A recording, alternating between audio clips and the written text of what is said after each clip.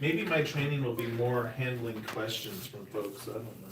Okay. Hey, did Okay. you have the clicker? You have all the stuff. I think that's a great idea. Oh, good thing I have. It's in the car. Where else would it be? Awesome. We are just waiting for people to hop on right now. They just got the alerts on their notifications on their cell phones. They got the alert on their laptops. They're finishing up what they're doing. They're checking their email. They just got the alert right now. Now they're clicking off of their email, tuning in right now. Go ahead and say your name, all right, and the state that you're from so we can show you some love. I know that this is actually being live broadcasted all over the world, all right, from Keller Williams, Southern Arizona, right down here in Southern Arizona. We love this place. And you know what else we love? Man, we love our clients, okay? We love you business owners out there that are taking control of what you have and doing something about your situation. I love it. I mean, I really do. This is where you will be learning something that you didn't necessarily learn in high school, didn't necessarily learn it in college, and most of you went to college, the universities. They're not teaching this in any MBA program on what to do with your money when you have it, when you own a business. Did you know? Watch this.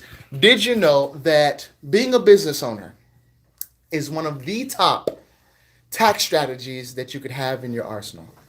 The top, the very top. And so this is the strategy. Not only is it a dream for some of you, it's also a strategy that you can utilize for your business so that your taxes can go down and your cash flow can go up. So say it with me. Cash goes up, taxes go down, right? When you know more, you have the opportunity to do more with that knowledge that you have. So I know that a lot of you out there have already told me that you have S corps, you have LLCs, and you know the difference between LLCs and the S corp. The LLC is more of an asset protection. The S corp is a tax strategy, right, that you can utilize and of course get with your CPA. I tell you what, can I be bold? Don't just get with any CPA. Get with my CPA. Okay, I'm just good because he's so awesome. And of course, if you live in Arizona, you've got an advantage in different places. But please, ask questions towards your CPA, and I can actually give you the questions to ask your CPA so that you know that you have a CPA that is looking out for you, the business owner. Okay, and looking out for your strategies, wanting your vision to come to pass and not necessarily just their vision coming to pass. Okay, we can definitely give you those questions. CreditWiz at investorpro.org. Are any of you needing financing? CreditWiz at investorpro.org. Are you needing some education in your business model? Maybe business consulting, maybe business growth, maybe your business credit. Okay, you need some business credit profile increasing. We can do that. Okay, we specialize in establishing and growing business credit. Absolutely. So yeah, it's CreditWiz at investorpro.org. That's investorpro.org. We are here every Wednesday. So what does that mean? Next week, what time are we going to be here? What's the phone number? 7 p.m. Arizona time, right here. That's right. Every Wednesday. Every Wednesday, we'll be here giving you live education that you can use today. So make money today, get clients today, build your business today. That's what I'm talking about. So we just want to let you know that we are here for you. Now, please say your name and the state that you're from so we can yell out and show you some love right here on the air. Absolutely. Go for it. 9273. Look at this, man. Woo. That's amazing. You guys are going to be amazed at the training that's going on right now. I know that a lot of you are also interested in real estate investing. It's an exciting field. It's an open field, all right? And we're going to show you how to utilize that business credit as well, okay? Plug in back over there where you were last time. Yeah. Oh, perfect. That's a good idea. All right. we go. Folks, any questions right now? Any questions before we get started? I'm ready to get going. You want to get going? Okay, If all they're right. ready- If they're, how many people we got on? Oh, we got If we need to wait 18, for some- 18 right now. 18? Yeah. 19, that's growing, yeah. So we might as well. Might as well. So what we want to do is, Joseph, if you're ready, I can just go ahead and let the people know that you're ready and we're ready to start, and we can get it going on you. Let's get going because we got a lot to cover tonight. Oh, okay. All right. Hey, folks, we got a lot to cover tonight. All right. Now, you probably already know this gentleman that I'm going to bring up. He needs no introduction. Very, very successful serial entrepreneur as well as real estate investor, Joseph Smith, owner of J-Team Fidelity, Wise Guys and Ties, and he owns more than that. But we really got to get going. All right. So let's go ahead and we will switch it back to him. He's going to be teaching us more about business credit, diving deeper than we've ever dived before. All right, Joseph Smith. Hey, thanks, CJ, and welcome, YouTube. CJ, I love it when you bring us here. It's like we're guest stars or on the CJ Wallace show. I mean, what is your YouTube channel called? Conan J. Wallace. Conan J. Wallace, right? Awesome. Well, hey, I'm so excited because we're going to go over some new stuff here tonight. So if you've been seeing, CJ, you've had us out the last couple of weeks on. It's been a fun time. We've covered a lot of great stuff. We're going to be talking about tonight relationships between velocity banking and business credit. Ooh. And we're going to be talking about relationships between business credit and real estate investing. So, got to stay tuned. We're going to be covering a lot of great stuff. Now, right at the start, we want you to know that we have our Biz Credit Builder program, and it goes for $2,997. You're going to hear more about that tonight. I just want to let you know right off the bat. If you want to email to get more information, it's creditwiz@investorpro.org. And then we have our phone number, as listed right there, 888-524-9273. All right.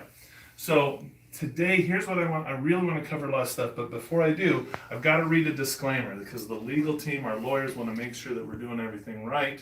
So I got to tell you, I'm not a licensed attorney, accountant, financial advisor, broker, or any other licensed individual, and even if I have a license, I'm not acting in that capacity right now. Therefore, I will not discuss or provide any specific counsel, advice, or instruction that would apply to specific individuals. This presentation that I'm going to be covering tonight is intended for general information only. Wise Guys and Ties, LLC, highly recommends that you engage the services of professionals when making decisions that have legal impact, especially financial decisions. And what does that mean? In short, it means you need to do your due diligence. I'm going to be showing you some strategies, but it's up to you to consult attorneys and CPAs to make sure that these are the strategies that work for you, especially in your jurisdiction. All right? Great. So, we got Shonda from Baton Rouge, Louisiana. We got AJ in Charlotte, North Carolina, all over the nation. Emily from AZ, Wonder Woman, aka Wonder Woman, over there. Yes. Wonderful. Okay, so we are talking about business credit, but we're also talking about the relationship between velocity banking. So I am not doing a training today on velocity banking. You've got CJ Wallace for that, and you've got plenty of CJ Wallace videos. Instead, I'm going to be talking about the relationship between the two. But to do that, we've kind of got to backtrack all the way back. We've got to figure out, because people who need to use velocity banking most of the time, let's face it, they got themselves into a lot of debt, and it's bad, and they don't have a way out. So velocity banking, excellent strategy to get out of debt. So a couple of things right off the bat. I pulled some information off of, this is fictitious information, but this is an example of a person. So we'll just say this is, we'll just call this Mr. and Mrs. Jones, okay? Can't say Smith, of course, because that's my name, Smith. But let's say that their total income, right? We got total gross, we'll say monthly income. This is exciting. Right, is $9,500, a month, right? And that was pretty fun. So, and we're going over just some basic numbers here because I'm going to have you make sure you're whipping out your calculators now because I'm going to have you do some calculations because we're going to help show you some information that you may or may not already be aware of. All right, so let's talk about what are some of their expenses. Well, they have, a mortgage, mortgage. Oh, I did that on mort. Don't. Where's spell checker on these whiteboards when you need it, right? They have a mortgage, right? Their mortgage is $1,350. $1,350 a month. There you go. Okay. They have car payment, right? Right. Car payment. That's $300 a month. But these are just some basic expenses. We have student loan. Anybody out there with student loans? Ooh, student loans. Who got some student loans over there? Matthew's from Akron, Ohio. Student loans. Ohio's in the house. $600 a month paying on those student loans. They have credit card debt, right? Credit card debt. Ooh, here we go. Paying seven. This is of course over about 7 cards though, but they're paying about $710 a month. Here you go. And their credit card expenses, right? So this is, and then of course this doesn't account for everything. There's also taxes, right? Because we talked about their gross income. What are they paying on taxes? There we go. Right? Taxes. We don't usually think about it, right? Because it's typically deducted out of our paycheck, right? But Is that 33? it's important if you're going to 3300? be doing your budgeting. You got to be looking at what are you paying in taxes? $2,350 a month in taxes. Ouch. Okay. So Freedom fighter from Florida checking us out. this is pretty typical of a budget that we see with a lot of clients. So I'm just throwing some of this information up here. Why am I sharing this with you? Okay, I'm sharing this with you because we're going to be talking to you about DTI. What is DTI? I'll write that over here. Bank DTI. What is that? What is bank DTI? Why would we even want to learn about that? Okay, DTI stands for debt to income ratio. Probably a lot of folks over there already knew what that is, but why would we be talking about that? Because to get the mortgage, to get the car, to get the student loan and the credit cards and all that, at some point you applied for a credit card or you applied for a loan, and then they were looking at your DTI. I mean, what else does the bank ask for? Right? They don't just ask for DTI. They want to know what? They want to know your credit score. Good job, Salute the Gym. Debt to income. Right. They want to know your credit score. What else? What else they want to know? They want to know how much are you asking for? There you go. Payment. You have how much you're asking for. Payment history. Mm-hmm. Exactly. And a lot of that's calculated in. Good job. Right. So they'll want to see your tax records. Right. It depends on how much we're applying for. Mm-hmm. Now, these are simple things, but here's what we're talking about tonight. DTI. Why are we talking about this? Because a lot of people do not understand this concept of a debt to income ratio. So, when the bank is checking out your DTI, in today's economy, what is an acceptable debt to income ratio that the bank is looking for so that you can get approved for whatever financing you're looking for? Anybody know? There you go. Anybody Hey, know what is the bank looking for? what is the current DTI percentage that the bank's looking for? What's the current DTI percentage that the bank is looking for, folks? There you go. 40%. Matt says 40%. Very close. Who is Priest says 30%. You showing Emily it here? says 30%. Look at that. Has to Less be- than has to be less 45%. than 45%. Look at that. Less than 45%. I mean, what is Quinn, good job. debt to income ratio? What is that? It's a ratio. It's a relationship between how much of your total expenses, or excuse me, how much of your total income goes to paying your expenses. So how's it calculated? Well, let's look at the mathematical equation. Really, Quinn? Yeah. So to calculate the bank DTI, right? We need to know a couple of things. We need to know what your fixed expenses are, and we need to divide that by your gross income. Now, what are fixed expenses? Fixed expenses, folks. Could that be labeled electric bill? Could that be labeled No. the car payment? Yes. Could that be labeled Here's a fixed insurance? payment. Here is another fixed payment. Okay. Here's a Ooh, fixed they payment. fixed payment. There we go. All right. But can your electric bill vary from month to month, or is it always the same? That's true. I mean, can can your vary. credit card bills vary from month to month? That's true. So all the bank Yep. cares about is what are all the Fixed ones. fixed expenses, There the we ones go. that do not change, are the same amount every Perfect. month. All right. Perfect. So the mortgage doesn't change, the car doesn't payment change. doesn't change, any loans that you have out there, There you they go. don't change. So here, let's do some math. Good job, Quinn. Expenses that don't change. Here we go. Can everybody see this board up here? We've got some expenses here. So we have right here in the middle, I'll put it in a little box right here for you. Here are Rent. the Good fixed job, Chris. expenses.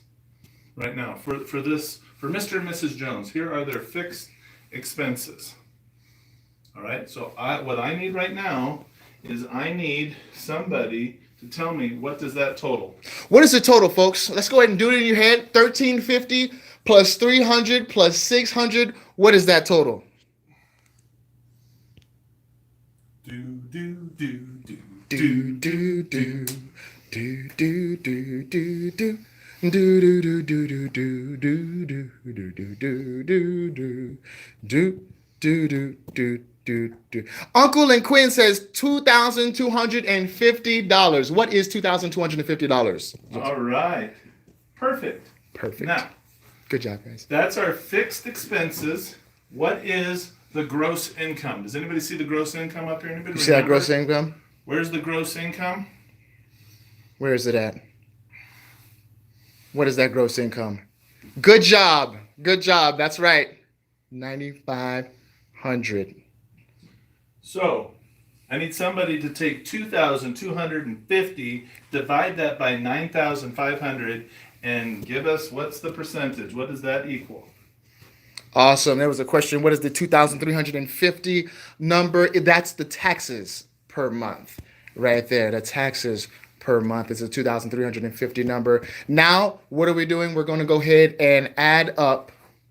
No, we're taking 2,250. All right. That's our fixed expenses. Mhm. We're going to divide it by our gross income, and that's going to give us the bank's DTI. This is Perfect. the ratio that they're looking for. Okay. So what is that number, folks? 2,250 divided by $9,500. Now you remember where we got that 2,250 from, right? The fixed expenses. Okay. The fixed expenses, 1,350 plus 300 plus 600. Okay. Fixed expenses divided by the gross income, which is 9,500. Okay. What is that number? Who was Priest? Is the first one that said 0.2368. Quinn with 24%. Good job. Good job. You guys are hustling. Okay. So, 0.24, or we'll just say 24%. Now, what's the bank looking for? Less than 45%. So let's say we're in an application because we want to buy a new rental property, right? Great. And so Yeah. we got this little $100,000 property. We're trying to get a loan for it. We're trying to get all of their financials together. So to get approved for the loan, they got to check our credit score and how much are we applying for. They're looking at all that, but they're also checking the debt to income ratio. So when it comes to the debt to income ratio, look, they're looking for anything less than 45%. Do we qualify based off of the bank's debt to income standards, how they check it? Let's see. Hey, Yes or hey, no? Quinn. Who is priest? Hey, if you're the bank, would you qualify this person? Would you qualify them? Are they less than 45%? I need a eraser. Or Quinn said Oh, we have that yes. back now. That is the correct answer. Good job. Good Yes. job. And who is priest? We see your Yes. question. Hey, and isn't think about it. You're applying for a loan. You go to the bank. They're the financial authority on everything, apparently. And so they run your numbers. Your credit checks out. They check your taxes, debt to income. They come back and they say, "Yes, you're approved. You're going to get the loan." Now, here's the problem with this. Does this represent all of our expenses? Good job. Does $2,250 represent all of our expenses? No. No. No, it doesn't. And do we really live off of our gross $9,500? Well, that's a good question. Do we No, we live don't. off of that? No, we don't. Okay. So we looked at what the bank DTI is. That's fixed expenses over gross. All right. But I'm going to have to erase this here because we're going to have to look at, just because the bank says that, hey, you can afford this loan, you're approved, doesn't mean that you can, because now that's bank DTI. But let's think about something else here. Let's consider what we call living DTI. Right? We're looking at what do we actually work off of. So our living DTI is all of our expenses. Up here on the board is not all of our expenses. Okay, I mean, these are just some of them, but what about your food? Right? what about Netflix? Right? That's true. Let's just say we'll total up all your bills: food, electric, gas, water, going out to eat, whatever it is. We'll just call that on this board here other expenses. And in this example, we'll say that this totals $2,210 a month. It really could be anything, because what if this is a family of 6? That's going to be a higher number. But we're just kind of looking at a family of I think it's a family of 3, family of 4, right in there. There we go. So other expenses. So here's what we have to do. When we're calculating the living DTI, we have to take fixed expenses plus your other expenses. There you go. Right? So we're going to create a formula here, right? Living DTI is going to be your fixed expenses plus your other expenses, right? That means that this is also meaning your total expenses, right? And we're dividing that by your gross income minus taxes, which gives you your net income, right?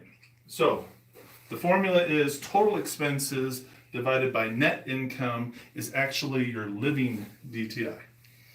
Now, gotta get you back on the calculators, okay? Yes, I know it's been a long day. You're like, math was so long ago, but no, we Yes. have to do this. Yes. Or it's like, come on, this is real life. This is painful. But no, you have to understand this, and I'm bringing this to a point here. So let's take all of our expenses here. Let's take the mortgage, the car, the student loan, credit card bills. Don't forget our credit card bills. That's gross. And let's throw in right here also our taxes. Then let's take our gross income and subtract out our taxes. All of this DTI we're calculating is on a monthly basis. So all of these figures are based off of based off of 1 month. So here's what we need. We need to do 1350 plus 300 plus 600 plus 710 plus 2,210, right? So I need that, and then I need, underneath that, I need 9,500 minus 2,350. All right? There we go. So, who's got the calculator? Who's working on 1,300 plus 300 plus 600 plus 710 plus 2,210? What is that number? Yes, folks. Give us just that number. Just that probably number. doing all of it, which is great, but just so that we can follow this along, we need to figure out what are our total expenses. Now, Joseph, I gotta warn you, man. These people they already have the number already. I know. But folks, all we're looking for is the numerator. Do you remember what the numerator is? Give me 1350 plus All right. 300 plus 600 plus 710 plus 2,210. There you go. That's all we need. That's all we need is that number. Who's gonna come in first? Usually it's who is priest that's coming in first. Can Quinn beat them out? Can Quinn beat them out? Huh? I think also Dwayne might be able to bring them out too. Hey, Salute if to anybody's Jim, got Matt. like Google Assistant I know, that's right. or Siri on their iPhone. Oh, Uncle came in. What is He says $5,170. Okay. Now, can somebody give me what my net income is? What's my gross income minus my taxes? All right. So the gross income minus taxes, that's 9,500 minus 2,350, and we need that, Uncle. We need that. We need your help, huh? Woo! We come in again. 7,150 is that number. Perfect. Oh yes. Okay. Perfect. All right. So there's a lot of stuff up here on the board. So I'm going to try and save us some space here. So now total income, total expenses, right here, divided by net income, $7,150. Okay. Now, what is all the people who had the answers from before now? What is the living DTI? Who is priest says 45% debt ratio, LOL. What? This is they're saying. No, it's not. It's, No, Oh, it's not. it's like 72, but we'll see who comes up with it. Right, let's see who comes up with it. 72.3. Uncle comes in with 72.3. All right. Yes. There we go. So 72.3%. That's your actual. This is what you experience in life. If this was your numbers, 72% of your income goes to paying all of your expenses. That's how you live. That's why we call it the living DTI. So if the bank had to qualify you, not the way that they do it, or with the fixed expenses divided by the gross. If they tried to qualify you for your loan based off of your living DTI, would you qualify? Yes or no? If you were the bank and someone came up to you with this number right here, 72%, would you say yay or no? Who is priest says no. Okay, so what is DTI? DTI is, do you have the ability to pay back the loan? What is the number one question that the banks are looking at? Can you pay them back? Well, when they look at it based off of their model, which is fixed expenses divided by gross income, Right. boom, we get so many people that qualify. Right. But if you're really being smart and you're really looking at your own finances, and you look at, can I really afford the loan? Look, hey, guess what? We haven't even considered the loan at this point. This is just our current DTI. Now let's say we're trying to get this house, right? It's maybe it's a 1,000 or excuse me 140,000, 150,000, whatever the average price of a house is, and your mortgage payment on that is going to be an additional $1,000 a month. Okay.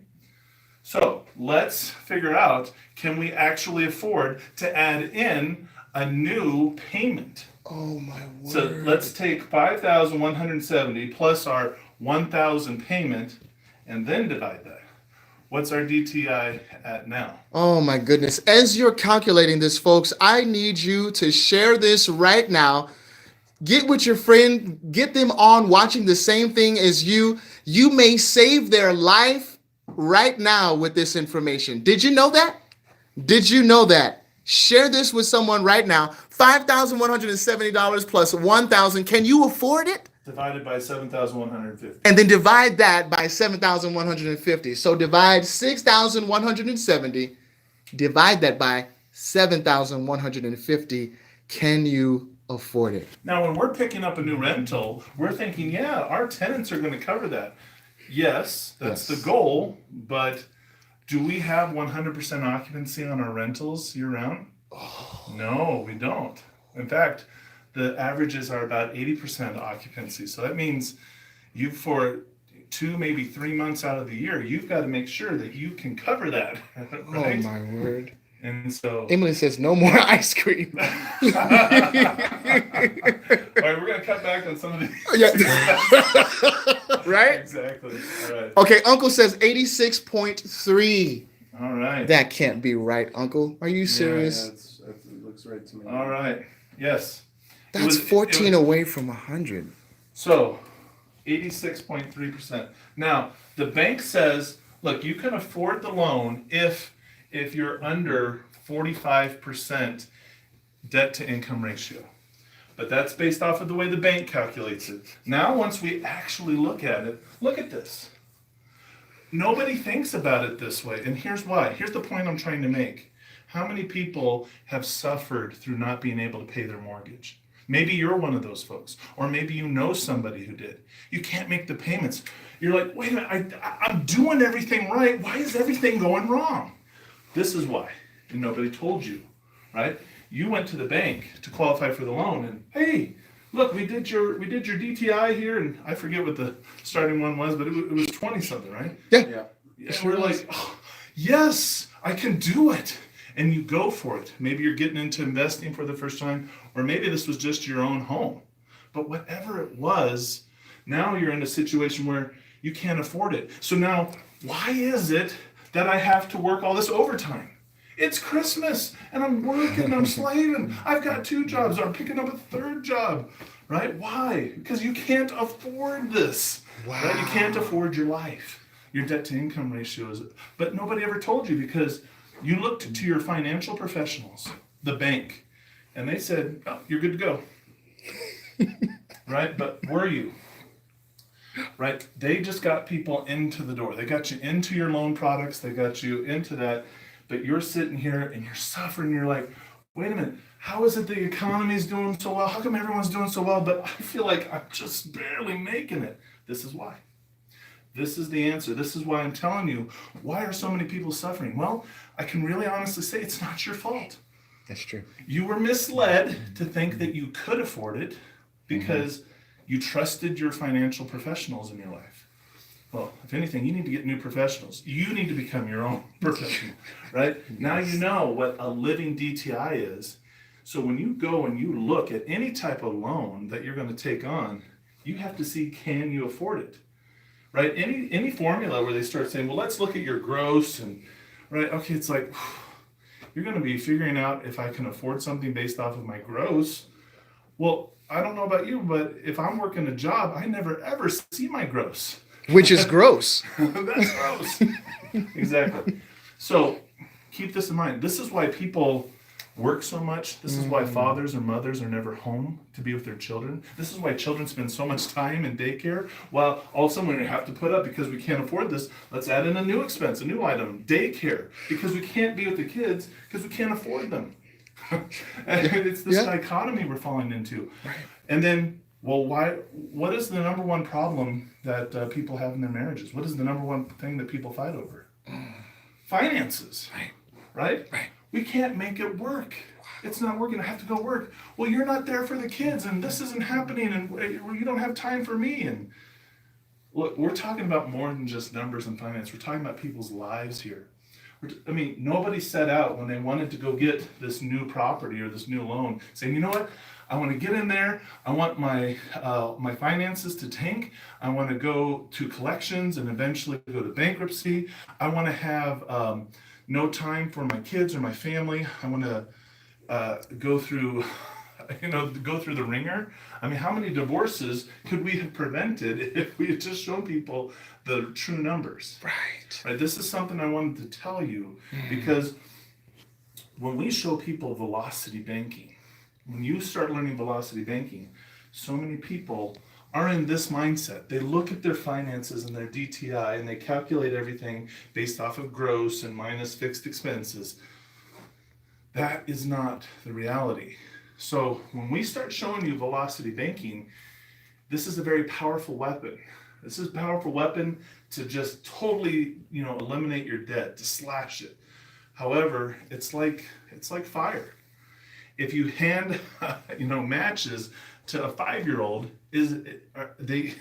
what could happen? A number of things could go wrong, right? California fires. So we're going to show you the power. I mean, I'm not going to go into velocity banking, but I'm going to show you some principles on how powerful this is. But if you don't get this basic principle right here about understanding living DTI, right, you will start using velocity banking and you'll make mistakes. How do I know this? Maybe I made that mistake. Okay, I've done this, right? Because when you start getting business credit, yes, and you're combining that with velocity banking, you're talking about putting this velocity banking on steroids. This is going to be so much, and it could do a lot of good, but if you don't do it right, you could really create a lot of havoc here. You've got to understand what your living DTI is, what you can afford, because if we go through velocity banking and you get $250,000 in lines of credit, oh, well, I'll just wipe out all my debt. Here, that's a $140,000 mortgage. That was a $15,000 on the car. Oh, let's take out these $50,000 in student loans. Before you've racked it all up on the business, and now your business can't afford to pay it. The business goes bankrupt. Then they go after your personal, and you're worse off than when you started, right? So I don't want to scare anybody, because you really can do this, but you have to understand how important it is to do this the right way and not bite off more than you can chew. Did I make the point? You made the point. Perfect. Absolutely. Hello, Nisi. All right. I want to talk to you then about business credit and velocity banking. This is so cool, because what is velocity banking? Can anybody on the line tell me in like one sentence, what is velocity banking? What is velocity banking, folks? In one sentence, what do you think that is? Folks, this is velocity banking plus business credit equals world domination. That's what that equals, okay? Woo! Hey, man, I think he's right on the money. Who is Priest said, utilizing debt to your advantage. Perfect. So Emily says, not standing in line at the bank. Perfect. okay, so with velocity banking, what are you doing? We are converting. Santiago, leverage. Perfect. We're converting what's called amortized. That's right. Amortized interest into simple interest. I mean, that's all we're doing. Sounds kind of pretty boring. Two words. I just made them up. Interest conversion. But here's what here's what velocity banking has the effect of doing. You can take a 30-year mortgage, right?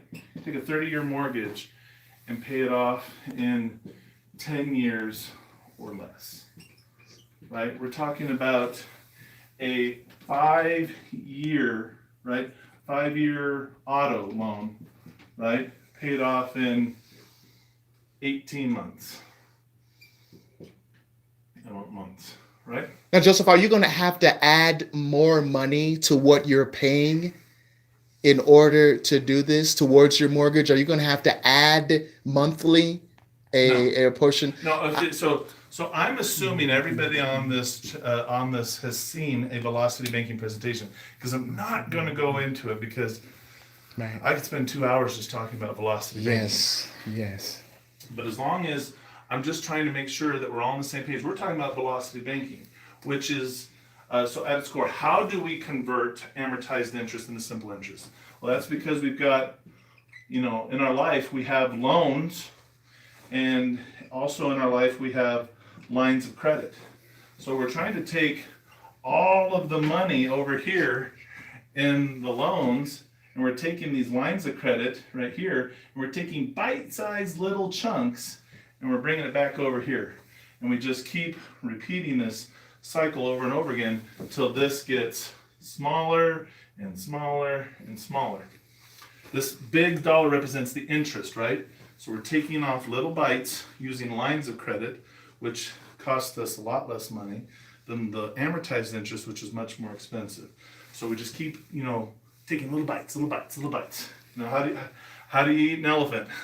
Right, one bite at a time. Perfect. All right, so that's the basic concept of how you do that. So you have debt, which is typically in the form of loans, right? Mortgages, cars, student loans, all kinds of debt that you have in your life, and it's amortized interest, which means if you look at an amortization schedule, which I'm sure many of you have. Now, for those of you with weak constitutions, shield your eyes, okay? But right, like if you have $1,000 payment, right, you're going to have $900 go to interest and $100 go to principal. And well, by the way, this was 6% amortized.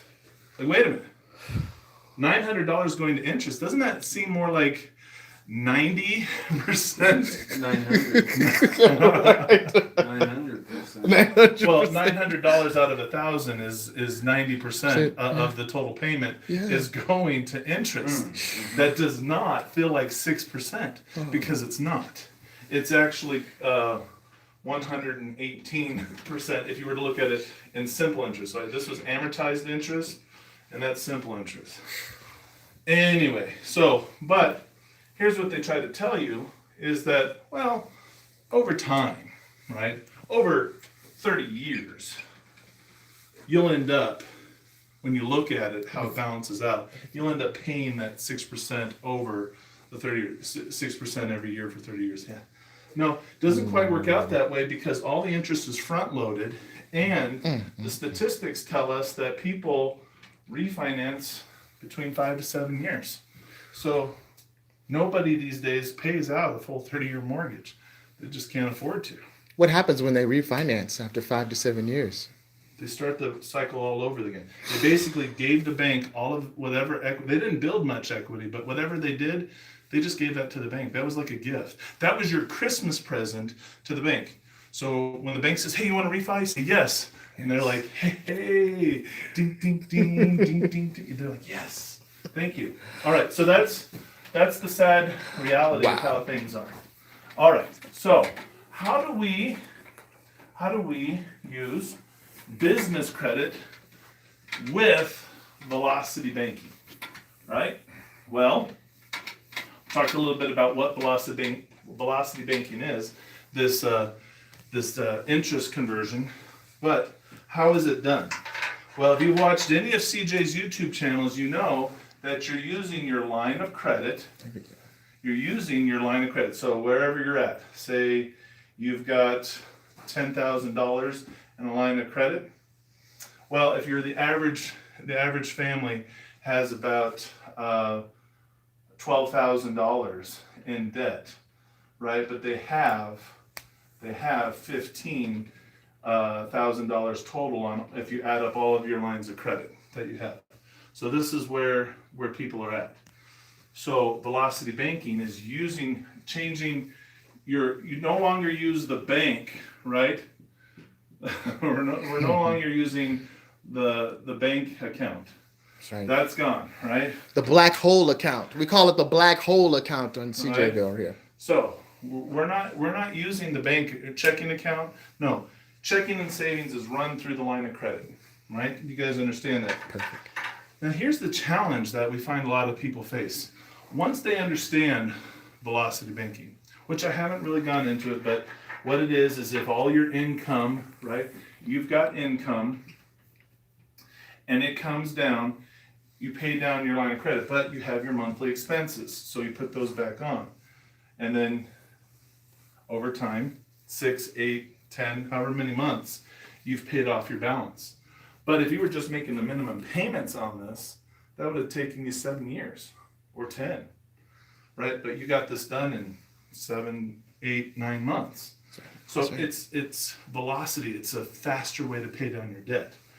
Great. Everyone's like, I love it. But how many people have seen CJ talk about, oh man, you can use your line of credit. What about getting a HELOC? And what about using your credit cards and all that? And then someone's like, excuse me, what if you have 2 foreclosures and a bankruptcy, like from last month on your record, and you can't get lines of credit, right? Right. What do? And so, well, I mean, there's a strategy to use secured lines of credit. It takes a little bit longer, but you can go that route. But you could do business credit. Ooh. Business credit can supply the line of credit. Now, there's some dangers to watch out for. We don't want to intermix personal and business expenses, but it's going to kind of look like, hey, you're kind of doing that. Because if we've got business over here, so we've got our little business, right? So let's say this is our business. This is our business. And we're going to start building credit off of the EIN number over here, right? Because this line, we were using over here, our social security number, but we couldn't get any credit. Okay. Right? No credit for us. We start getting business lines of credit. And when you get the business credit builder and you start working with us, you're getting, no joke, $50,000 in lines of credit in 6 to 12 months, right? We charge $2,997. And what you get with that is you get financial advisors, loan officers. You get to work with CJ Wallace as a business coach. We also, Ray Fleming and I are available as business coaches. We're going to walk you through this process, and you're going to get $50,000 in lines of credit. Awesome. So, how can these lines of credit be used to help the personal side? Well, on the personal side, let's say we go back and you've got your house, right? You got your house. Well, we're going to extend to you a line of credit from the business and get a lien. Is that I-E or E? LIN? Is it L-I? Yep, Yeah. there you go. I before E except after C. See, there you go. Sorry about that. All right, lien. So you put a lien. Now, if you're paying your mortgage and stuff, then this is going to be a lien in second position. However, so your business has put a lien there, and it's going to require some payment back. But I mean, again, you're the person owning it, so you're extending the line of credit. Now, what can you do? Well, $50,000. This might, let's just do it. But okay, you got to be careful because you have a certain amount of income and your business has an income. But what if your business has no income? Right? Well, that's a problem because you got $50,000 in lines of credit. We've got to be very careful in how we use this. So by extending the line of credit to the personal side, right? So we're saying this is your, personal side over here, personal side. You now have a lien. You can use your lines of credit over here, but we have to use it responsibly. Why did I go over living DTI? Because you probably can't afford to just take all of your debt in one chunk and put it on this $50,000 line of credit. You'll put your business you'll put yourself out of business, and you'll end up hurting yourself on the personal side as well. Because the judge is going to see that you're doing this, playing monkey games if you go to file for bankruptcy because you can't pay. And they're going to say, I see the games you're playing here. No, you're still on the hook for all of that. So we're not here to do anything illegal. We're not here to do anything unethical. We're going to show you the right So that means even though you have $50,000 in 6 months on lines of credit, and you can grow this, right? Absolutely. The whole purpose of working with business credit bill, working with What goes Black up? and Ties, no joke. Our goal is we get you $50K in 6 months, but then in the next 5 years, we feel like we failed you if we haven't got you $1 million in lines of credit. I mean, that's straight from what Ray and I believe, because this is what people have actually achieved. And we know that you can too. You've got to do the work, but we're going to provide you all the tools and the opportunities to do it. So, when you start looking at your finances, notice how when in the average with the average personal side, you have about $15,000 that you can work with, and you carry these balances. So, how much of the 50 do you think that we should really use on the personal side? Ooh. Here's a hint. What was the average? Right? It's very tempting to use more, isn't it? Because you got it, but you can't afford it. There you go. Right? We're talking about living debt to income ratio. If you rack up all that $50,000 in debt, right? It might not hurt the business initially because you can use all your lines of credit without a negative impact to the business's credit score, but miss one payment and you're never going to get another line of credit. This can get frozen. I mean, it's a whole bunch of bad things. Right. So Showing the right way here. we're going to use proportionally based off of what your income is, what you can afford to do. So if your personal finances is $5,000 a month, $8,000, maybe you're $4,000 a month, whatever it is, you're going to work with a line of credit that allows you to put all your income on the line of credit, and when you put your expenses on there, your expenses are less than what you're paying down on your income. All right, that's what's going to make this work, and that'll also make the lines of credit over here grow, which is really great. And so, very, very simply, business credit can supply for somebody who doesn't have personal credit the lines of credit necessary to do velocity banking. But what's the big proviso? What was the big warning? What did I spend all my time on? CJ, what was the big warning? Don't go overspending what you need. The 50K, you don't use the whole 50K. You'll use it proportionately. Don't bite All right. off more than you can chew. Don't bite off more than you can chew. Okay, so that's all great, but what if you're in another situation where you're like, hey, wait a minute. That's great for those people. I like it when everybody has an opportunity to win, even those who have, made a shipwreck of their finances, they have a way to get out. But what about if you're standing here over on the personal side? All right. Here's your personal side. Santiago, we've got to get to your question. Can a HELOC be used the same way? Watch this. But hey, you have a, say a 700 or better credit score, right? That's your FICO score. Well, what do we do over here on the business side? Well, with, the business credit over here, we're helping you get in 6 months, right? That $50,000 in lines of credit. Over here, maybe on your personal side, if you add up all your cards, you might have $20,000, $25,000 in personal lines of credit, right? What can be done? Well, you can still do velocity banking over here. Now, velocity banking, when you're in a situation where your finances are in order, velocity banking is just a strategy to continuously pay down debts in a record time and own more assets that cash flow, and then you live off of the cash flow, right? That's the end goal over here. But how do we accelerate that? Well, we can accelerate that with business credit. How so? Well, buying things obviously in the business name gives us tax write-offs. But if we're going to supply the personal guarantee, right? A personal guarantee comes from this side over here. What can happen is wherever we're at in terms of our lines of credit over here, we can effectively double it overnight without an impact, a negative impact. Well, I mean, there'll be an inquiry, right? But those will drop off in 6 months or less, right? So you will get a hard inquiry. But with personal guarantee, you effectively double what you can get access to. So maybe you actually got, because see, $50,000 is, I think, a pretty low mark.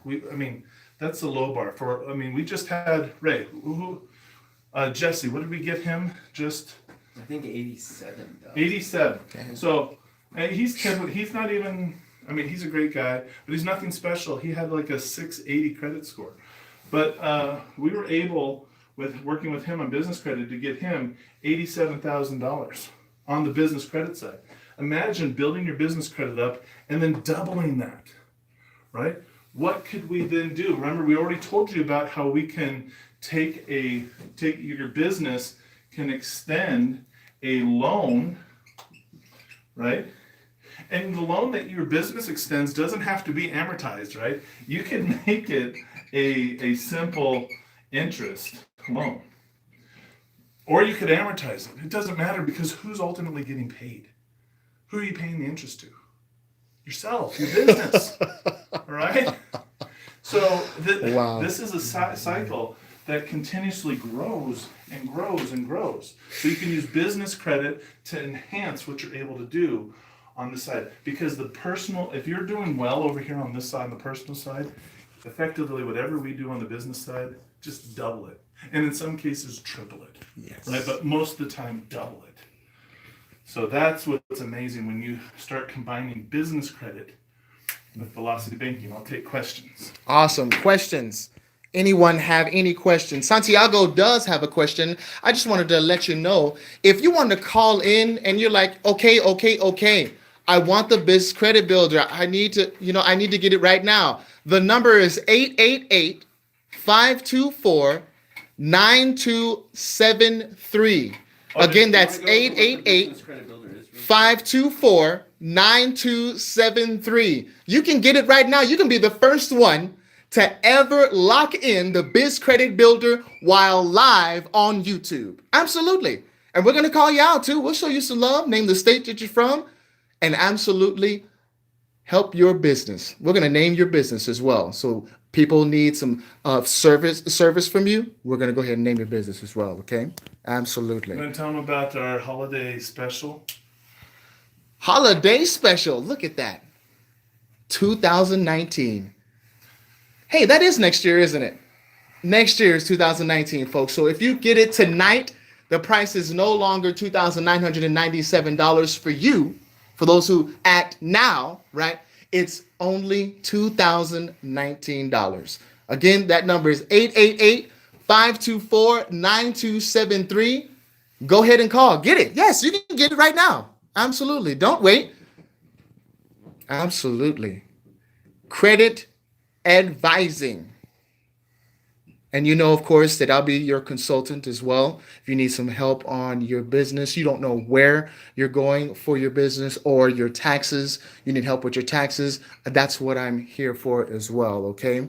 We'll get you connected to a real good, not only real estate attorney, but he's also a CPA as well. So, and this is what you get. Credit advisors, the business credit advisors, holding your hand throughout the whole process of you building your business, loan officers making sure you get to that million, okay, for your business credit and your business lines of credit and your funding, as well as the 50K guarantee. What does that mean, CJ?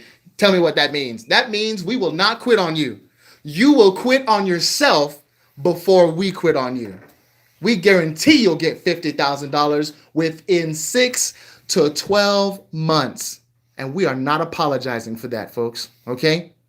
Hey, I don't know if you have anybody that's like, this is great. It sounds like a lot of work. I mean, it sounds like it's less work than it would be if I had to do it. But do you have a done-for-you package? I mean, like, is there any way I could just pay you money and then you'll do it? Well, yes. Wise guys and ties. Yes. Right? Wise guys and ties. Wise guys and ties. Right? Let's say you're just too busy. Here's what we'll do. $12,000 done for you. $12,000. And what do you get for that? Everything. That includes the cost to set up your business, your entity, all the costs to set up your virtual office, your phone numbers, Email address. When you just need to start making your initial purchases, everything comes out of that. So it's just done for you. You pay $12,000 right off the bat. You have to make me or my business partner, Ray Fleming, a manager on the documents for your business. We don't have to be an owner, right? You're the full owner, but you're just making us a manager, operations manager, something of that nature, so that we can make phone calls, sign, and fill out applications for the business. Done for you, 6 months, and you get a business with $50,000 in lines of credit and a perfect business credit rating. So you're more than welcome to take us up on that offer. But a lot of people are like, well, $12,000, and I don't know if I've got that just lying around. And that's okay. That's okay. That's why you can purchase for $2,019 tonight. You get credit. I mean, the advisors. Yes. If you don't even know about these advisors, Good grief. it's not like we're saying, hey, we've got this 1-800 phone number line. Call it if you need help. No. What you have is We you have hold loan your advisors hand. that are calling you every day to the point where you're like, hey, stop calling me. No, we're so committed to making sure that you get your $50,000 or more in your business lines of credit. Folks, let me tell you firsthand, these guys are on it. Okay? They are going to be calling you, they're going to follow up. They're actually going to hold your hand throughout the whole 7 steps of you getting those lines of credit that you need, 50K or even more. All right? So any questions on how to use business credit in conjunction with velocity banking? Do some of you have business credit questions in conjunction with the velocity banking? We can go ahead and take those questions right now. Awesome. So we're going to go ahead and look through here. Santiago asks, can a HELOC be used the same way as business credit? Good question, Santiago. No. Okay, next question. I'll go a little bit more into that. A HELOC is a home equity line of credit. We all know that. Right. But that's only something that you can get as a business, not a business, as a private person owning a single family residence, right? We can't get HELOCs on through the business.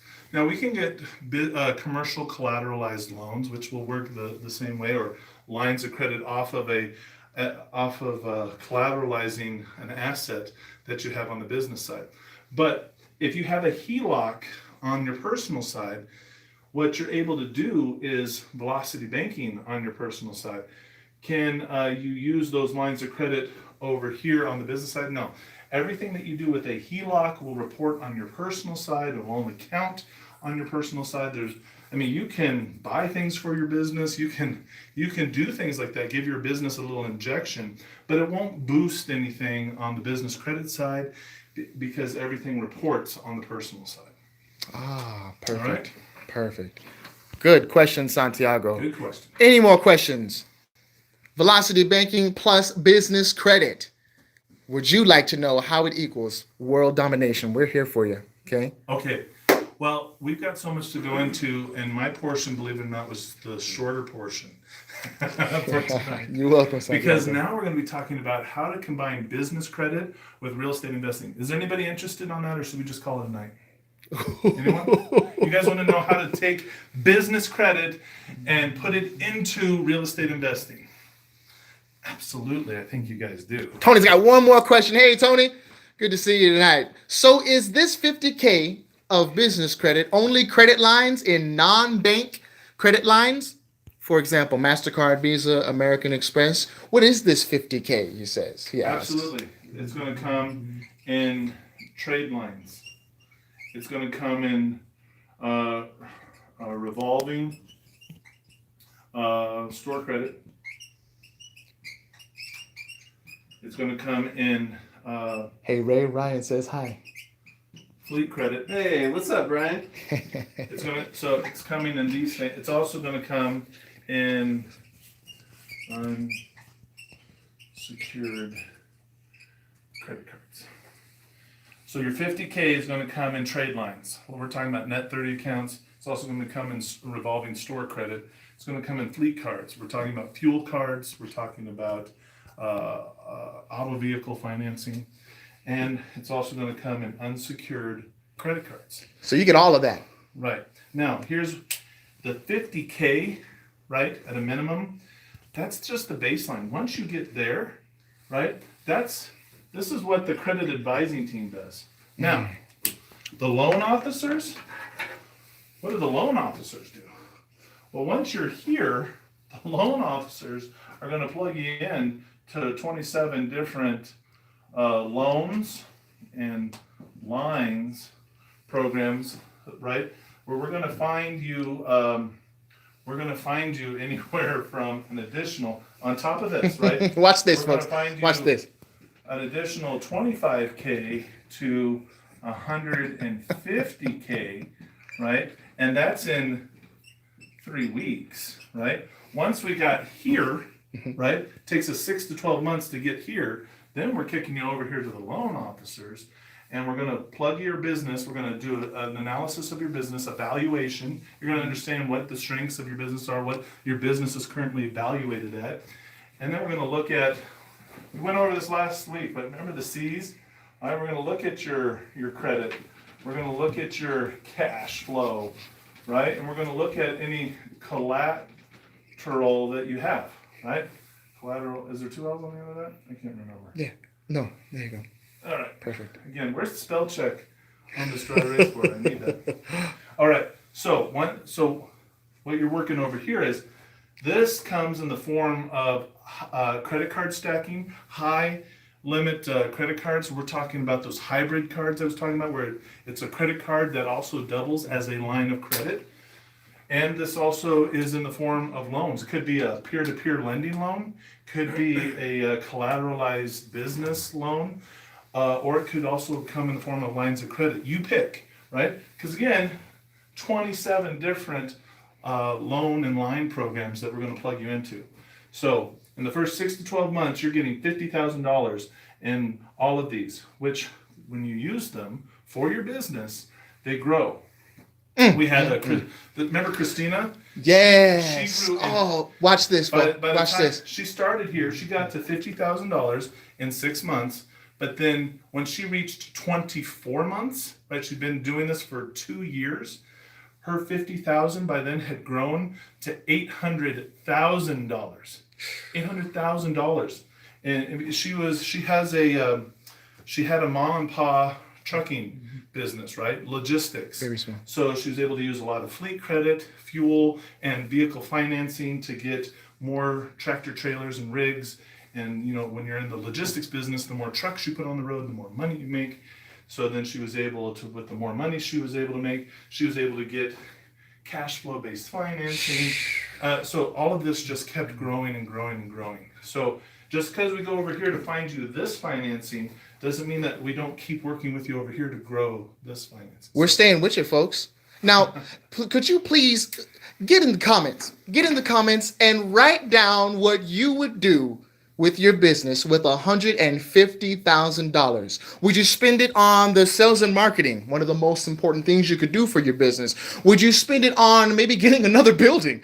Okay, or maybe you can do something much better with it. Go ahead and add on some employees, payroll. There you go. Would you expand your market, buy more inventory if you sell products of some kind? Would you get into real estate investing education? Of course you would, You know? because I mean, you've got to have a long-term strategy, right? For what are you going to do with all of this? Anyway, does that answer your friend's question? Oh, yes. Yes, it does. Does it answer the question? Tony's looking at Walmart cards.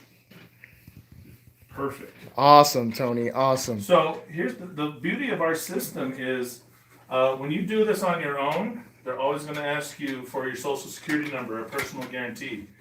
The way we do it, because we do it in a very specific order, by the time we get to the Walmart card and they ask you for your personal guarantee, you say, no, I'm not going to give that. I don't need it. Just run it on my EIN. And they're like, no, sir, I'm sorry. We require, no, just trust me, put it in without it. And they're like, hey, it's your funeral. They put it in like, oh, you just got approved for 10,000? Thanks, I know. You know how you knew? Because you had the underwriting guidelines and you already knew what you needed to do before you got there. So even though the person you were talking to was filling out the application, because let's face it, they're only making minimum wage. They don't know how all this works. So you go, you do it, you get the money, and you're like, oh, Yes. hallelujah. Praise the Lord, because Yes. we've taken the complex and we've made it simple. Awesome. Bottom line. That's the bottom line. Hey, Frankie, good to hear from you. Okay, so All the way if from there are- Canada. If there aren't any more questions on velocity banking and business credit, the next person coming up, Ray Fleming, will be able to handle all of those questions for you, as well as he's going to be talking about the relationship between business credit and investing in real estate. Why is Ray Fleming the one talking about that? I don't know, maybe because he owns 7 businesses that does real estate. He's had a handyman business, a contracting business. He's been a part of, in the last 12 months, he's been a part of 12 deals. Now, well, most of those were wholesale deals. But I mean, what's a wholesale deal? Where you sit on your computer and you make a couple of phone calls, spend 5 hours and make $5,000? You guys want to, I think we can learn from somebody who makes money even while he's sleeping. Okay, this is a very successful real estate investor, entrepreneur, who's been, he's a rising star in the world of real estate investing. I'm proud to call him my business partner. it makes you wonder, like, well, what is it that you do? Well, my specialty is I raise capital. And I'm talking about business credit, right? I also work in a whole nother training another day, self-directed IRAs. Yes. My job in our partnership is I find the money and then I give it to Ray and he spends it. And we do wonderful things like get triplexes and duplexes and make lots of money for our investors as well as ourselves. So without any further ado, please welcome up to the front of the room my business partner, Mr. Ray Fleming. Awesome. Woo! Yes. All right. The shining star. Joseph. Love you, buddy. Yes. That was fantastic. No, that was really good I'm though. gonna get some water. Folks, this It's is real mine. estate right Oh, here. man. This is our bag right here. Awesome. So we are talking about today is how we can use this in real estate. That's right. So there are obviously a million different routes you Gary, can mine take too. in real estate. But let's just start with the first thing. So what's kind of the most common way when you hear the word real estate investing, what do people think of? What do people think of? They think of Rich Dad Poor Dad. Well, like where do they go though? You go there to what? You learn how to Fix and flip. Fix and flip. There That's we what go. it is. It's what's sexy. That's what's on TV. That's right. So we got fix and flipping properties.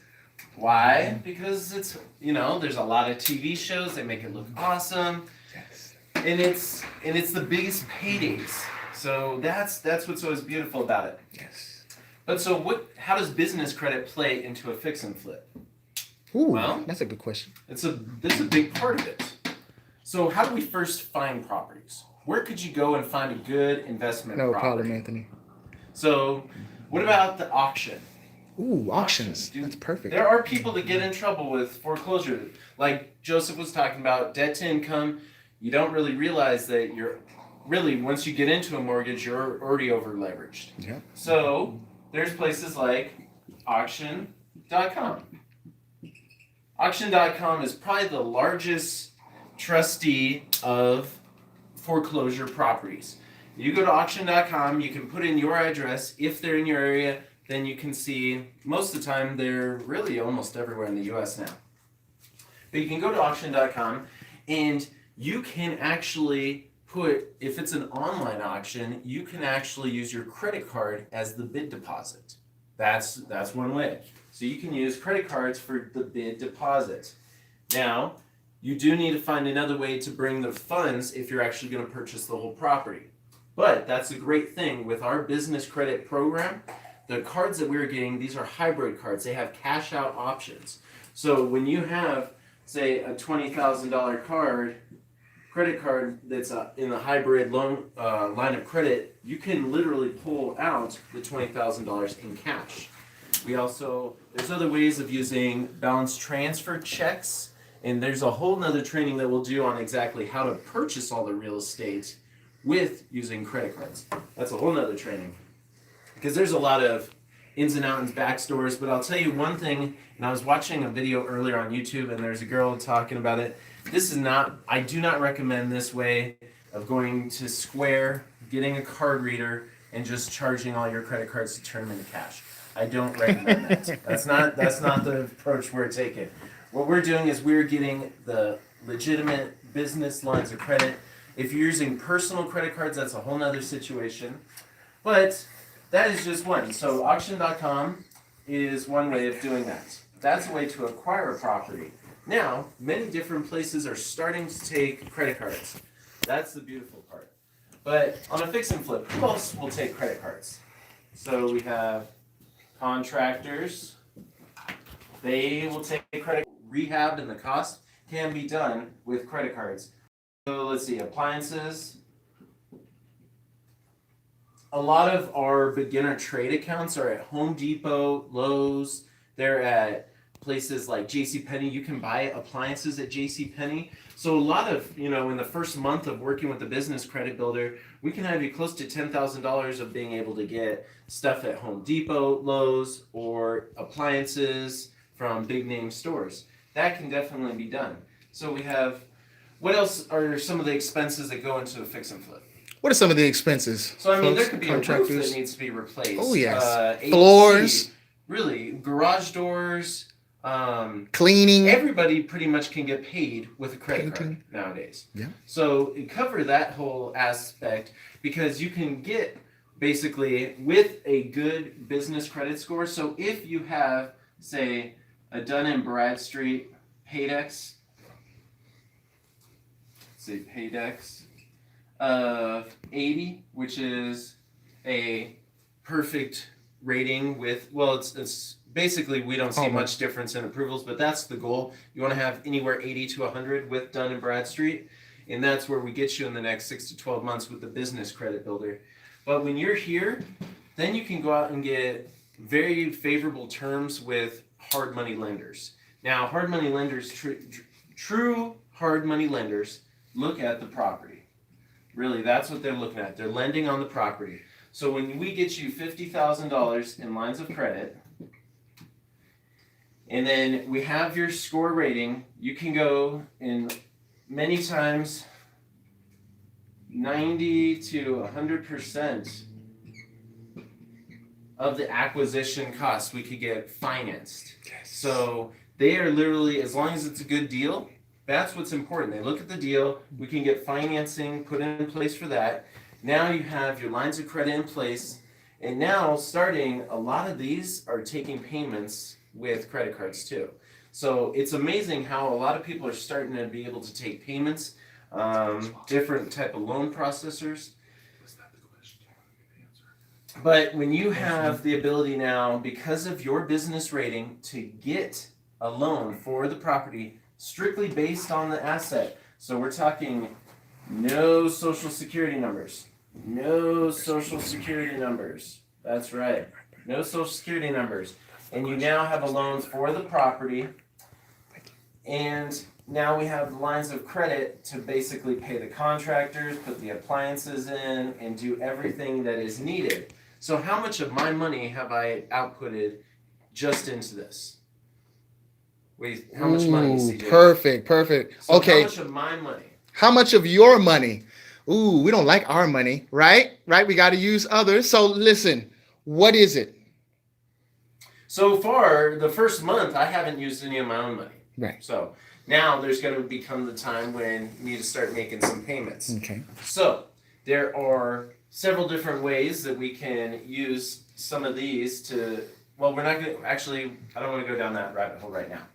But you can spend hours down when there. we're using our hybrid programs with the cash out options, we can pull cash out of that. So pull $10,000 cash out and use that to just make the payments on the loan and all the lines here until the property sells. So literally we're pulling cash out of the line of credit, using that to pay the other lines of credit, and leveraging it all. Now you might say, ooh, like what happens if you get into a situation where you're over leveraged?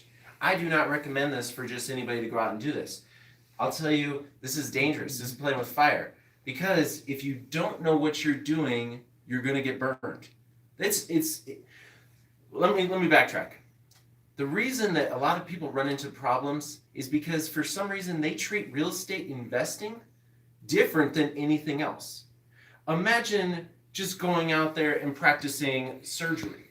Just going out there and practicing being a nurse. What are being a truck driver, being a police officer without going through some type of training, just strapping a uniform on CJ and be like, hey CJ, go out there and handle the world, be a police officer.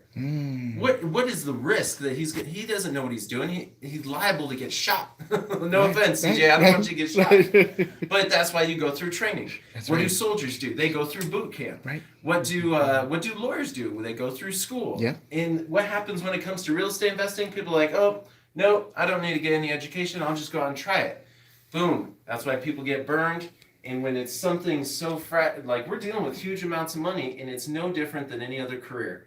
Right. I've spent a significant amount of money on my education in real estate, but it's because it reduces risk. Yes. Just imagine you have a horrible disease, and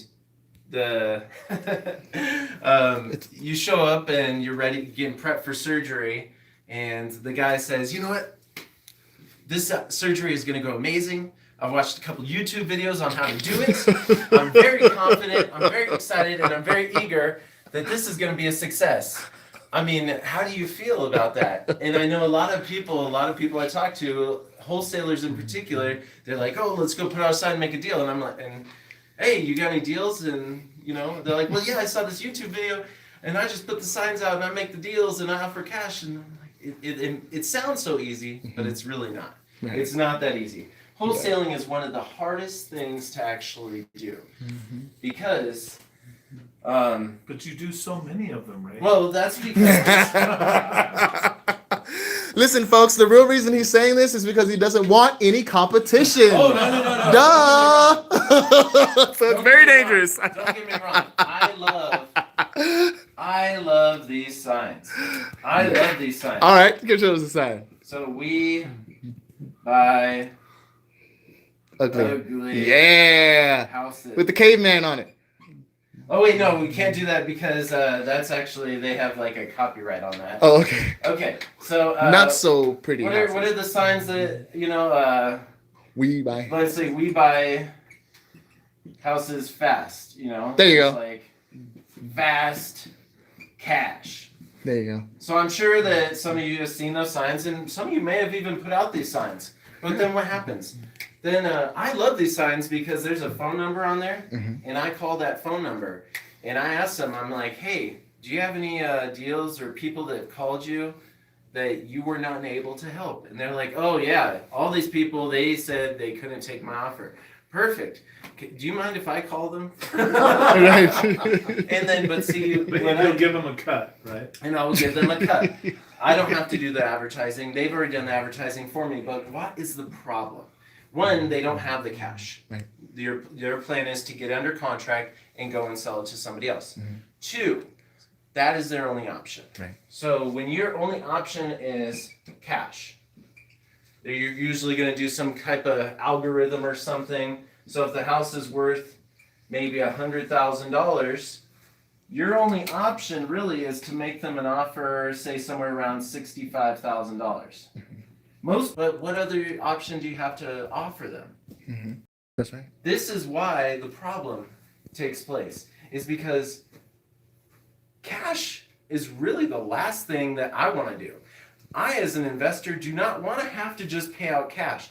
If I could get more favorable terms, I would much rather have like a lease option in place. I would like to have like a seller carryback, a finance note. I would like to have a wrap, a subject to, an option. See, when I sit down with a home buyer, we just kind of went to like a wholesale training somehow. But that's the great thing about doing live stuff. You just never know where it's going to go, right. Especially with Ray. But that's the beauty of it, is when you have this, but when I go to sit down with a home buyer, I will make sure I have 3 separate offers: a cash offer, an option offer, maybe a subject to offer, but I'll have 3 different offers for them so they have a choice on what to do. And the cash one is always going to hurt because that's going to be the biggest discounted price. But maybe we could get their price if they're willing to maybe be a little bit more lenient on how they're actually going to get paid. Well, there's an expression that you use, right? You can either take what I offer on your terms, or I'll give you what you want on my terms. On my terms. Yep. Yeah, I will give you That's your good. price, but you're going to have to give me my terms. Yes. Or I'll give you your terms, but you're going to have to give me the price. Yes. That's just the way it is. Can't have both usually. But I call these signs because most of the time they're just offering cash, and we can do a lot more. So that's just a little side note. But on fix and flip, when you do have access to credit, when you're doing wholesales and you have some credit cards, even if you just need to take a little quick cash advance, are they expensive? But if you're doing a wholesale deal and you need, say, $2,000 of earnest money, you're using a cash advance. That is a little bit more expensive. Later, we'll talk about some easier ways to pull that money out. But usually you're going to be turning around that pretty quick, and within 1 month, you could usually pay that back and use that as a route to make some money.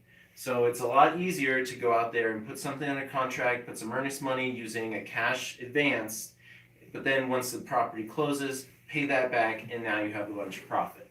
I was out getting water. Did you talk about hard money yet already? We did.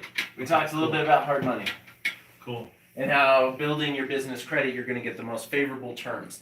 Because what we always talk about is it always comes back to, can you pay your bill? Everything the lenders look at as far as they first want to know, can you pay? And then if you have an issue with your current interest rates, say your interest rates are too high, it's no matter what you do, if you don't look at your situation the right way, that interest rate won't change. And what I mean is your interest rate is directly correlated to the risk. So you need to reduce the risk of your business in order to get better terms.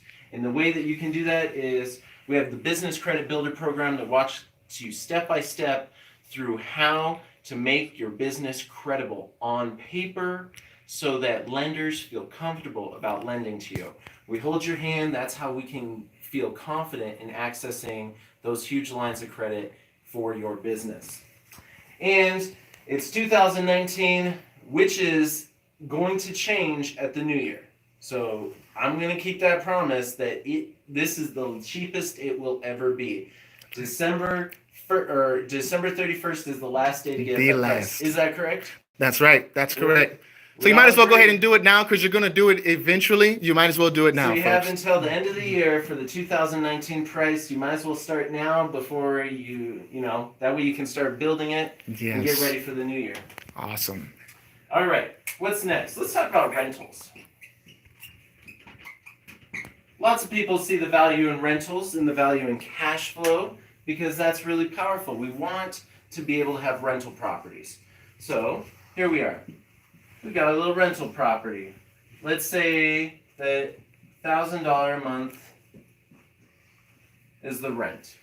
Okay? Yes. This could be a 3-bedroom, 2-bathroom. Okay? Perfect. So that's what we're looking at here. Little 3-bedroom, 2-bathroom house that you want to have as your rental.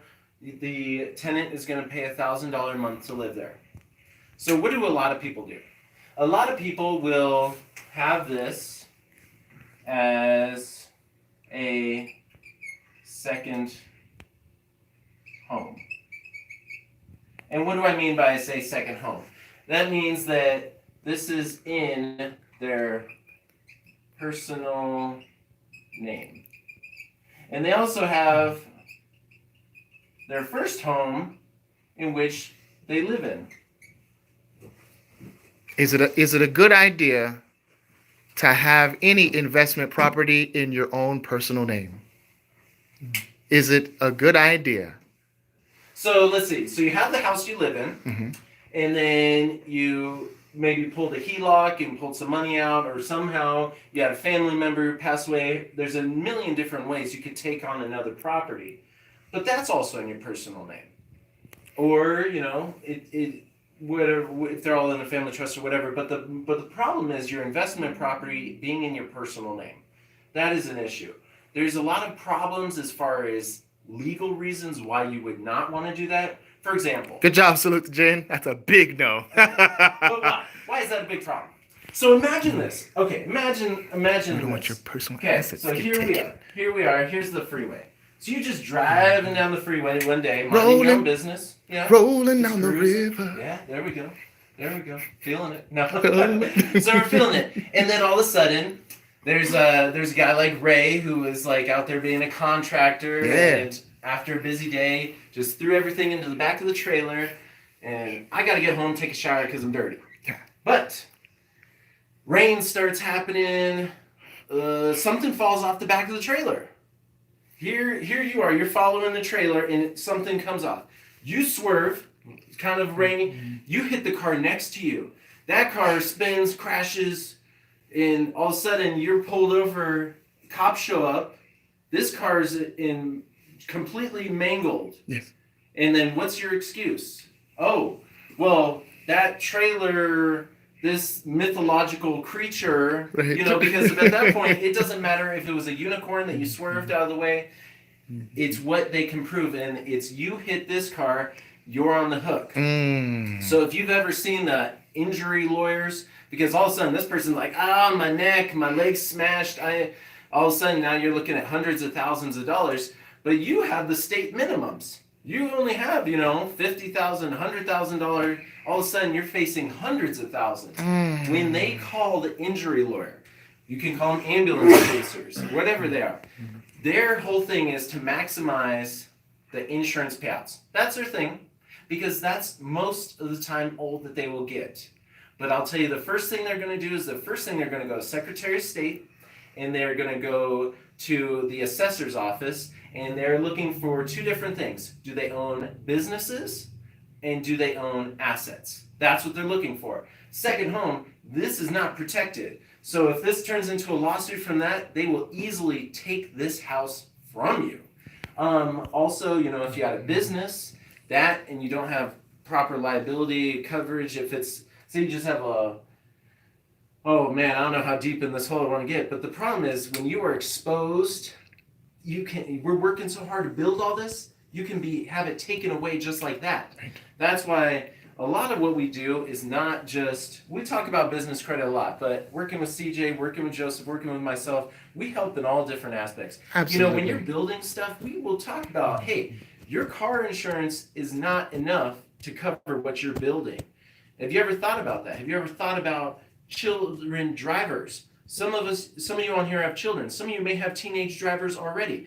And that car is in your name, and you have a 16-year-old out on the road with state minimums insurance, and you maybe have a rental property. You may have a business. Mm-hmm. That is playing with fire, and you're going to get burned. That's something else that we help you. It's like not only as you grow it, but how to protect it. Insurance, liability, umbrella policies. That's a lot to this whole game. But how do you pay for all that stuff? Right. Business credit. Business credit. Business credit. Have your business go out and pay for the umbrella policies, pay for the insurance, pay for the life insurance policies, pay for everything up front, and then just be able to make that minimum payment or monthly payment until your business picks up. But from day one, you're protected, because I know myself, a lot of times when I was starting out, it's like, I don't have, money to pay for this insurance, and this insurance. But now that we have the business credit that gets established so quickly, we can pay all of those premiums and then have time to breathe and grow the business. It's very, very important to understand. Beautiful. And folks, if you need help with that, creditwiz@investorpro.org. We can go ahead and talk about irrevocable trusts. We can go ahead and talk about ghost LLCs, mother LLCs. Right now, I'm in the middle of working an investigation up there in Canada, to where Mark Kohler and I, we're actually going to be seeing about what we can do as far as Canada, because I know that Canada has different corporation laws, but we are still working on that together, actually. So we're going to keep you posted on that as well. All right. So what would be a better solution for the second property? What we want to do is move this into an LLC or some other type of business structure. Whatever it is, there's a lot of different options. Of course, consult with a competent legal professional. I recommend, there's only a handful of attorneys I recommend, but we can totally point you in the right direction. You want to get a legal entity. Why? Because you can't truly start building business credit until you have some type of separate legal structure. Now, the beautiful part of this is we already showed you, or we talk about how we can get you $50,000 in lines of credit in the next 6 to 12 months. So what do you do now? You have a rental property. Well, let's move that rental property into your business. Now this is when some magic starts to happen, because not only have you added a layer of legal protection, but you now have a way to represent a lot more to the bank. Very, very important. So what happens when we move a property in here and we have a tenant? So we're building the credit. Now we have an asset. Now we have cash flow. So not only do we have a cash flowing asset, but so now we have a company, and even if this company just started out, we have cash flow, collateral, and credit. So in 6 months, taking an existing rental property and just putting into a business, This is going to open you up to the world of opportunities, because in as short as 6 months, without using your personal credit, you could already branch out and start leveraging this to get more properties.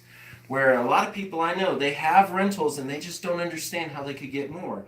But by incorporating business credit, you can now power, literally, I don't know what the word is, like energize, Yes. power, engage, Accelerate. accelerate a business by adding a rental property into it, because that's what banks want to see. They want to see that you have consistent cash flow, you have collateral, and you have credit. And if you can give them that trifecta, then you are on the races to greater and bigger things. Well, Yes. Ray, we have a lot of investors that we work with that aren't comfortable with getting into rentals because what happens if the Oh well, water yeah, heater we're breaks? gonna talk about that in a minute. I'm just saying that. Well, so this is what's so important with having this set up into a business is we can build the business credit. Yes, and that is very important. Now, we can do this also with flips. You want to put the flip into an LLC. There's a level of protection there. You want to, if this is a commercial property, this is an apartment complex, it doesn't matter what it is, it needs to go in here. Now, the other reason, when we have the $50,000 in lines of credit. Now remember, the first month you may get $10,000, so at Home Depot, in a combination of Home Depot and some other like online retailers. Some online retailers and stores, places you can get. But if you have $10,000 at Home Depot, could you get appliances for this? If you have JCPenney card to get appliances or something like that, or say that you need some kind of remodeling done, maybe you're gonna have to pay for the labor out of pocket in the very, very beginning, but you have a way to cover the material costs. Our goal is in 6 months that your rental is self-sufficient. There you go. Very, very powerful to understand, is because the number one reason that people say rentals don't work, it's the 4 T's. It's the tenants, the termites, the toilets, and the taxes. Those are the biggest problems that people have with rental properties. So if you have a rental and maybe you're getting $300 cash flow, this is great. You're starting to build wealth. You're having some money coming in. You've got somebody else paying down your second mortgage. This is fantastic. But then what happens if the washer and dryer go up? Okay, that eats up 2 months of rent. Okay. But what if you're already spending all your rent money? Then now maybe you have to put on a personal credit card, or you're trying to, tell your tenant, oh, it's getting fixed because you don't have the money to put that in. Now you got disgruntled tenants. But then what happens if the roof starts leaking? What happens if you're like us and live out in the desert and the AC goes out and all of a sudden now you're looking at a $6,000 AC bill? What do you do? That can literally destroy your whole rental thing. It's like, oh, I needed a new AC, and now I got to come out of pocket $6,000. Not only do I have my own house, but now I have this to take care of. That is why it's so important to get your business credit up and running. So now your rental has its own credit card that can pay for all the maintenance. Say you want to just rehab it and flip it. Okay, now you have the funds to rehab your rental property. So usually about every 5 to 6 years, you're going to need to rehab a rental. So, when tenants move in and out, you're going to have to put in new carpet. Maybe you're going to have some fresh paint. Maybe you're going to have to spend $1,500 to do that. Well, here you go. Put it on the line of credit.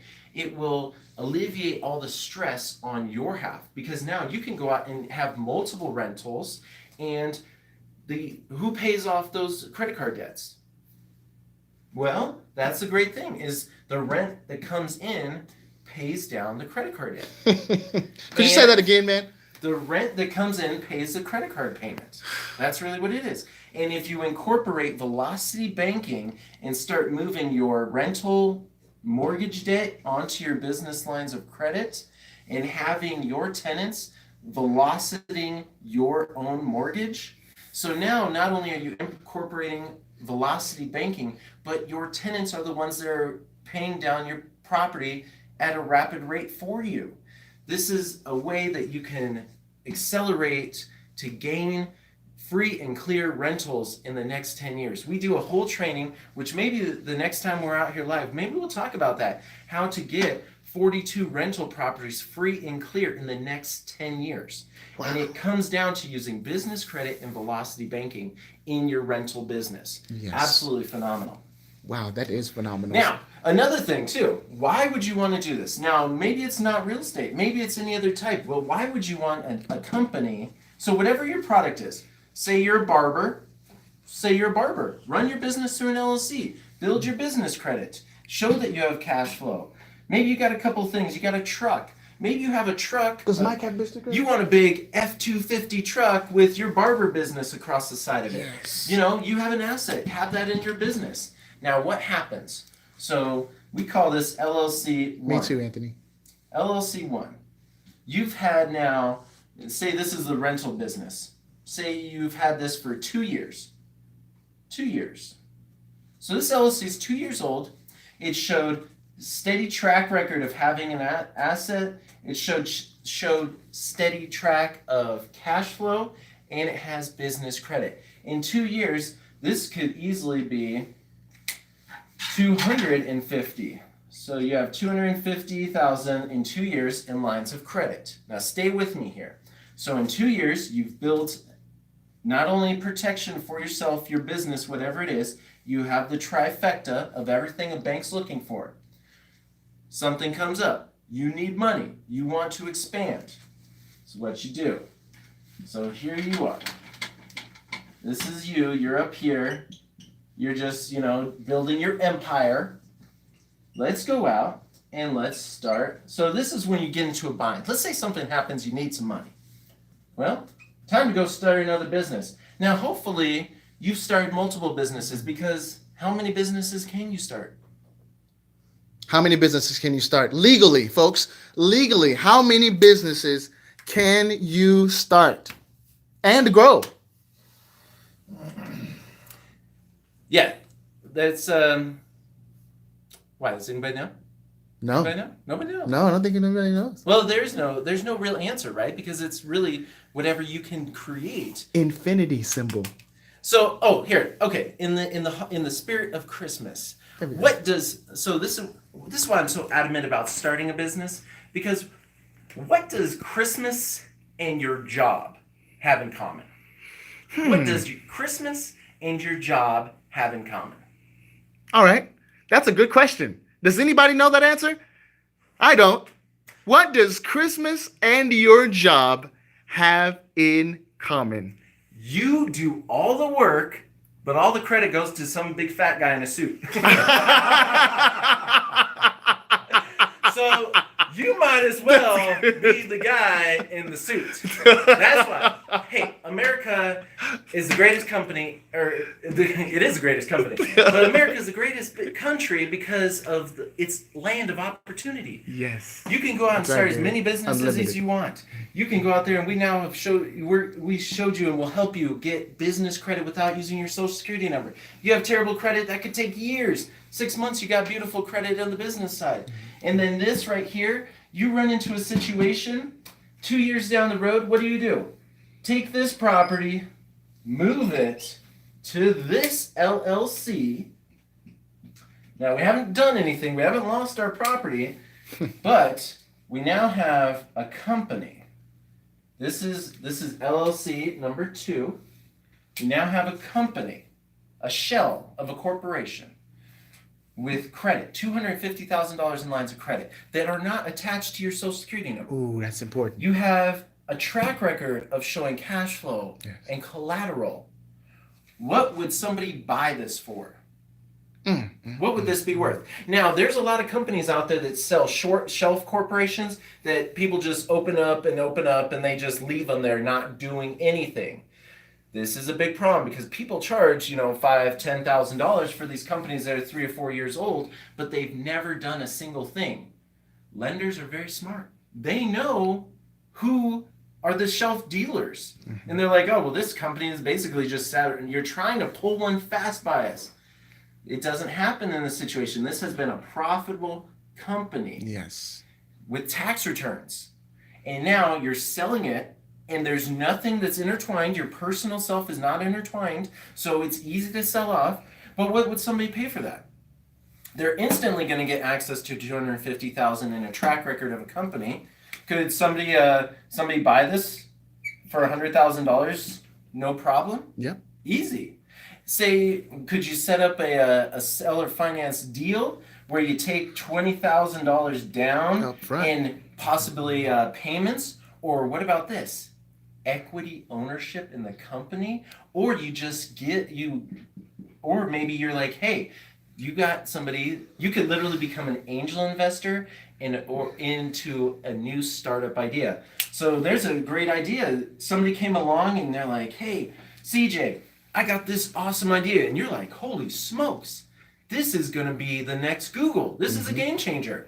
How about you're like, I want 50% ownership. The company's ready. The lines of credit to get started going. I want 50% ownership. Boom. And they can take off with it. And all of a sudden, you got money that's coming in that you didn't even work for. Wow. Mind blown. And what did it take? It took a $2,000 investment to get your business credit up and running. In the world of opportunities. So if you do something today that your future self will thank you for, Wow. it's like you could see into the future. Yes. You're like, I know that could be possible. But it's, when you look at the Warren Buffetts, you look at all these huge successful people, they don't see the grind and the hustle that took place. Everybody I know that follows CJ, you know that grind and that hustle. It takes, because you're here on learning about business, you're learning about business credit, you're learning about finance, velocity banking, you're learning about all these things when other people are just watching TV. So I already know and respect you for being here. And that's why we share this and we're so adamant about it, because holding your hand through the process to make sure that things like this are so possible, because that's what means you're going to send us fruit baskets in 2 years when you're making $1 million on the company that we helped You set up. better not forget about us either. No. Just your success is like, there's only a few people out in the world whose success is their duty. Yes. And I'm there to help these other entrepreneurs, just like CJ, just like Joseph. We're here to help you get to where you got to go, because too many people are not. That's right. So that's the truth. That's Yes, right. sir. Awesome. I was wondering if you planned on getting to seller finance notes, tax deeds. Oh, well, technically we covered a little bit of seller finance notes. This is powerful stuff. Was this good? Did anybody like this? Oh, Was yes, this man. helpful to anybody? Absolutely. I hope this was helpful to somebody to see how they could turn something into such a powerful asset. Or what if you just did that yourself? We get you vehicle financing too. So you had trouble getting a vehicle? This company. Anthony said he loves your explanation. All right. That was good, man. There Very you go. good. If you ever had trouble getting a car, what happens if this company takes out a lease on a car, There we go. takes out a lease, and leases it to your other company? So what does this company have to pay for? This company needs to come up with money to pay for this. But by doing so, this company can write it off as a cost of doing business as far as the lease, or the rental payment, the lease payment. In this, because they got to keep that vehicle up and running, the maintenance, the tires, and all that stuff, that's a business expense for them. So now you've been able to figure out a way to have a vehicle and every single thing across the board without turning it into a mobile billboard is a tax write-off. Because the other way is to just basically put a wrap on it so it's a mobile billboard. But that's a whole nother thing. If you have trouble getting a vehicle, you need a big commercial truck, boom, we can get you with business credit. That's the beauty of it. Wow. Oh man, let's move forward. What else can we do with real So estate? if I understand, so far you can use it with fix and flips, wholesaling. You can use it on buy and holds.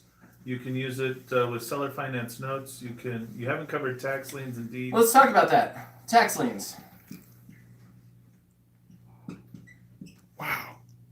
And Folks, did you know that deeds. you could use this for all of these elements in real estate investing? Did you know that?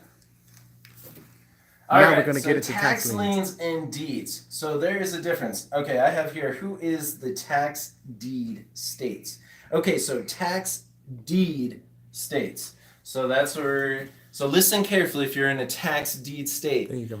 We got Alaska, Arkansas, California, Connecticut, Delaware, Florida, Georgia, Hawaii, Idaho, Kansas, Maine, Michigan, Missouri, Nevada, New Hampshire, New Mexico, New York, North Carolina, North Dakota, Ohio, Oklahoma, Oregon, Pennsylvania, Rhode Island, South Dakota, Utah, Virginia, Tennessee, Texas, Washington, and Wisconsin. That's a whole lot of tax deed states.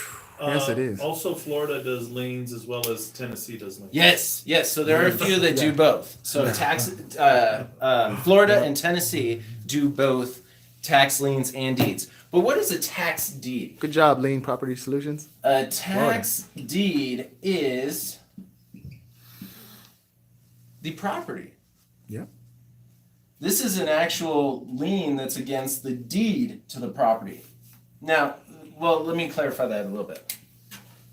When you go to an auction, these are all attached to the property taxes. So you have a house and there's property tax. There's property tax. What happens when somebody doesn't pay their taxes? After a while, well, actually, whenever these things go unpaid, the county or whoever has it, the county or whatever, they will put this up for auction because they want to get their taxes. They want to get their taxes. So if you're in a tax lien state, say this person owes $200 on taxes. Well, you'll have a lien against the property, and usually it starts somewhere around 16% interest. A lot of these go to an auction, so the interest rates could be a little bit higher, but a lot of times they get bid down. Like somebody might be willing to be like, okay, I'll put $200 in, and I'm willing to take a 10% return on that. So really, every place is different as far as how they run their auctions. Some do it once a year, some do it multiple times a year. It really just depends. Now, on the tax deeds, well, actually, what you get with this $200, you still just have a lien against the property. You don't actually have the ability to capture that house. When you go to a tax deed auction and you're buying those old taxes, that's what you're actually going to end up with is a property. Perfect. You're right. On Perfect. the tax liens, though, after 5 years of defaulting, After 5 years, you could do like a foreclosure. Because who is the number one position? Now, who is first position on a property? Let's say your house is free and clear. Is there somebody who's in first position? Say your house is completely paid off, there's no mortgage.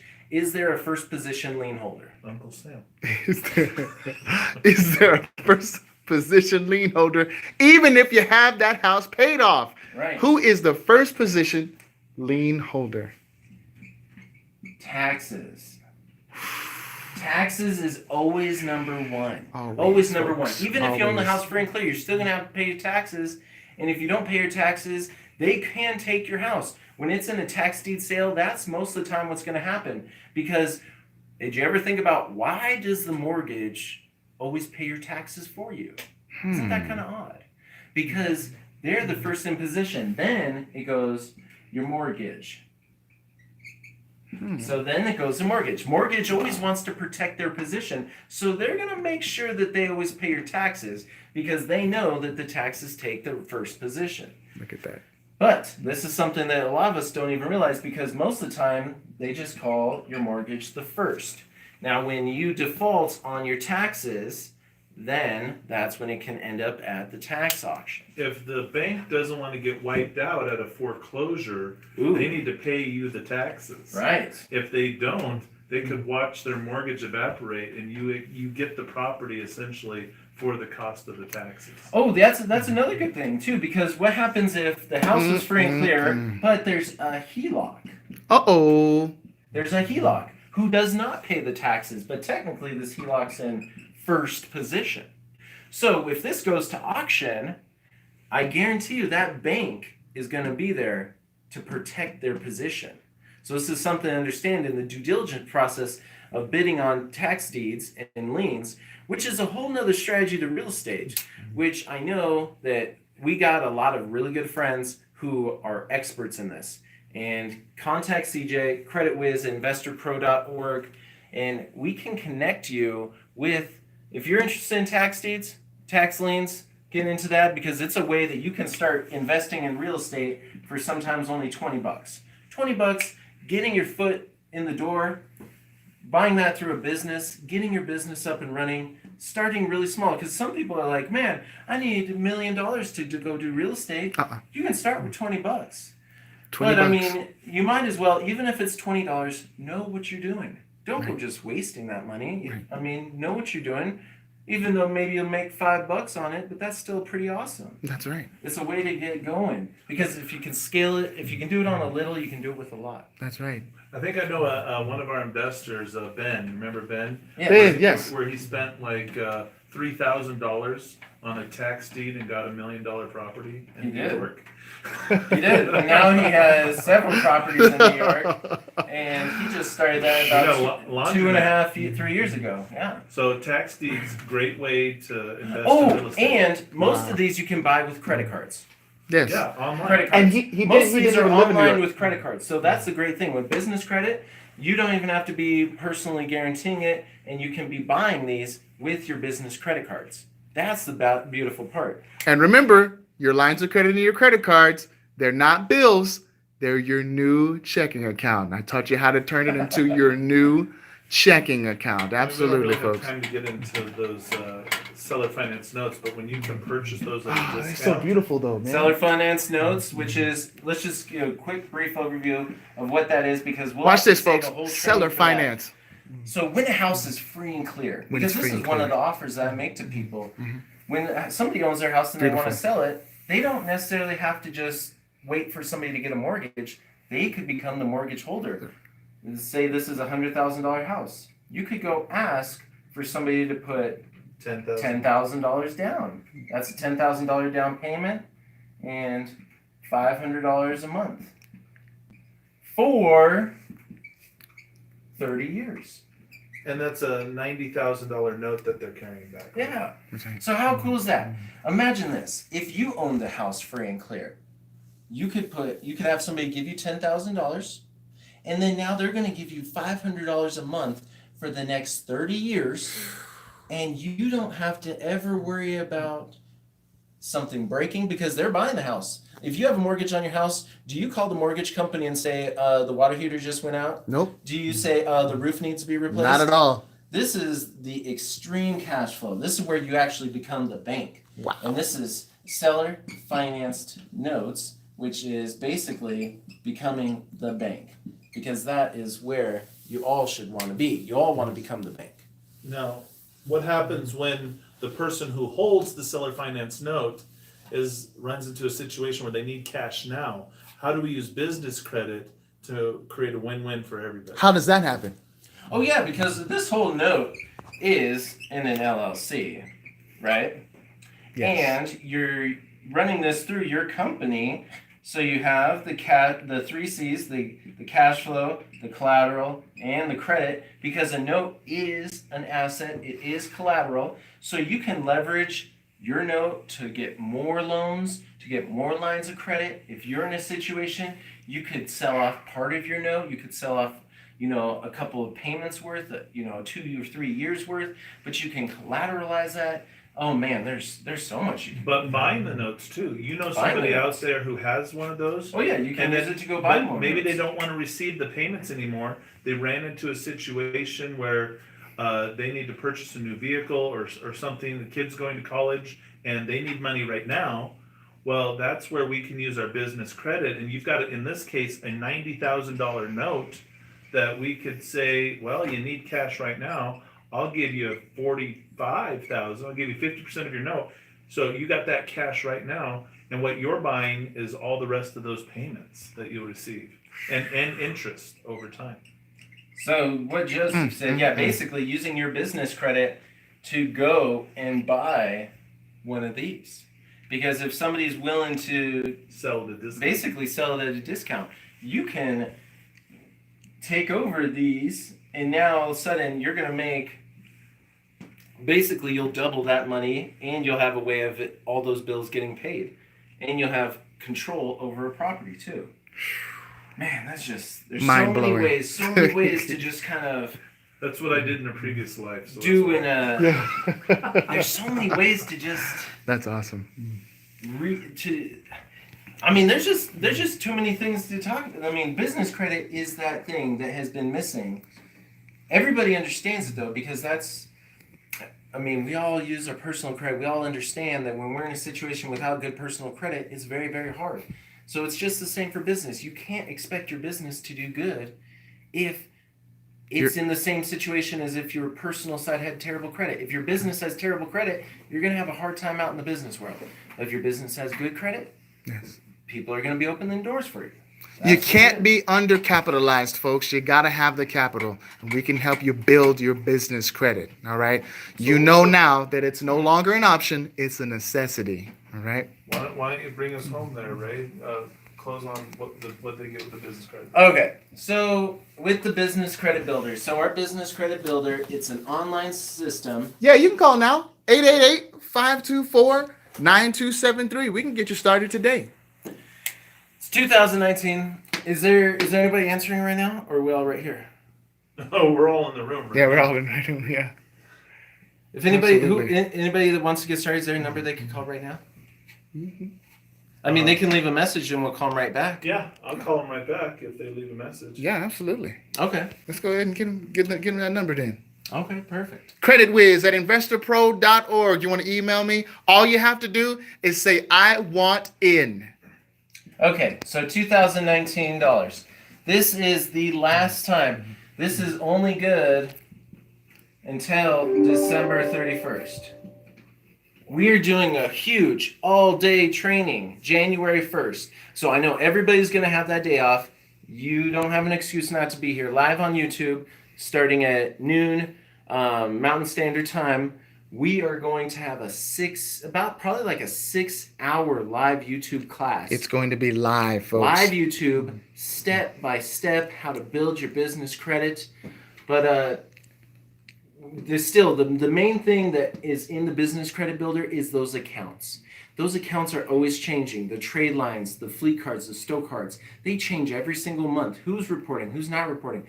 Some increase their requirements for underwriting guidelines. Some maybe are increasing their prices to report. That's the hardest thing. Getting set up, that just takes time. But the hardest thing is, who do you go to? Who are the right accounts? We will show you how to get those accounts, who to apply for, and how much to spend in order to maximize so we get you those 14 accounts reporting on your business credit reports. Now, you're working with our financial team. You're working with our financial advisors. You're working with our financial loan officers. You have the system. We're going through really every little aspect of your business to make sure it's set up right. Not only that, you're getting access and all the updates to every single account, what its current requirements are, and super deep discounted rate of monitoring. So to check your business credit reports for all three could be upwards of $300 a month to pull those reports. We have it for only $24 a month to actually integrate into the system so your advisor can review your business credit. If there's a discrepancy on there, they can help you fix that. When you go to Dun & Bradstreet, we'll coach you through what to say, what not to say, because you need a Dun & Bradstreet number before you can even start building your business credit. And a lot of people go out there and get it set up, and if you're starting out and they ask you what your revenue is and you start telling them, all of a sudden 6 months down the line when you're making a lot more, but that's still on record, boom, all of a sudden you're wondering why nobody's giving you any approvals. Many questions they ask don't need to be answered and should not, because they can hurt you. But that's what we'll do. We go through getting your accounts in 6 months, 6 to 12 months, depending on where you are. You know, whether you have your company set up or you're just thinking like, hey, I need to get my LLC going.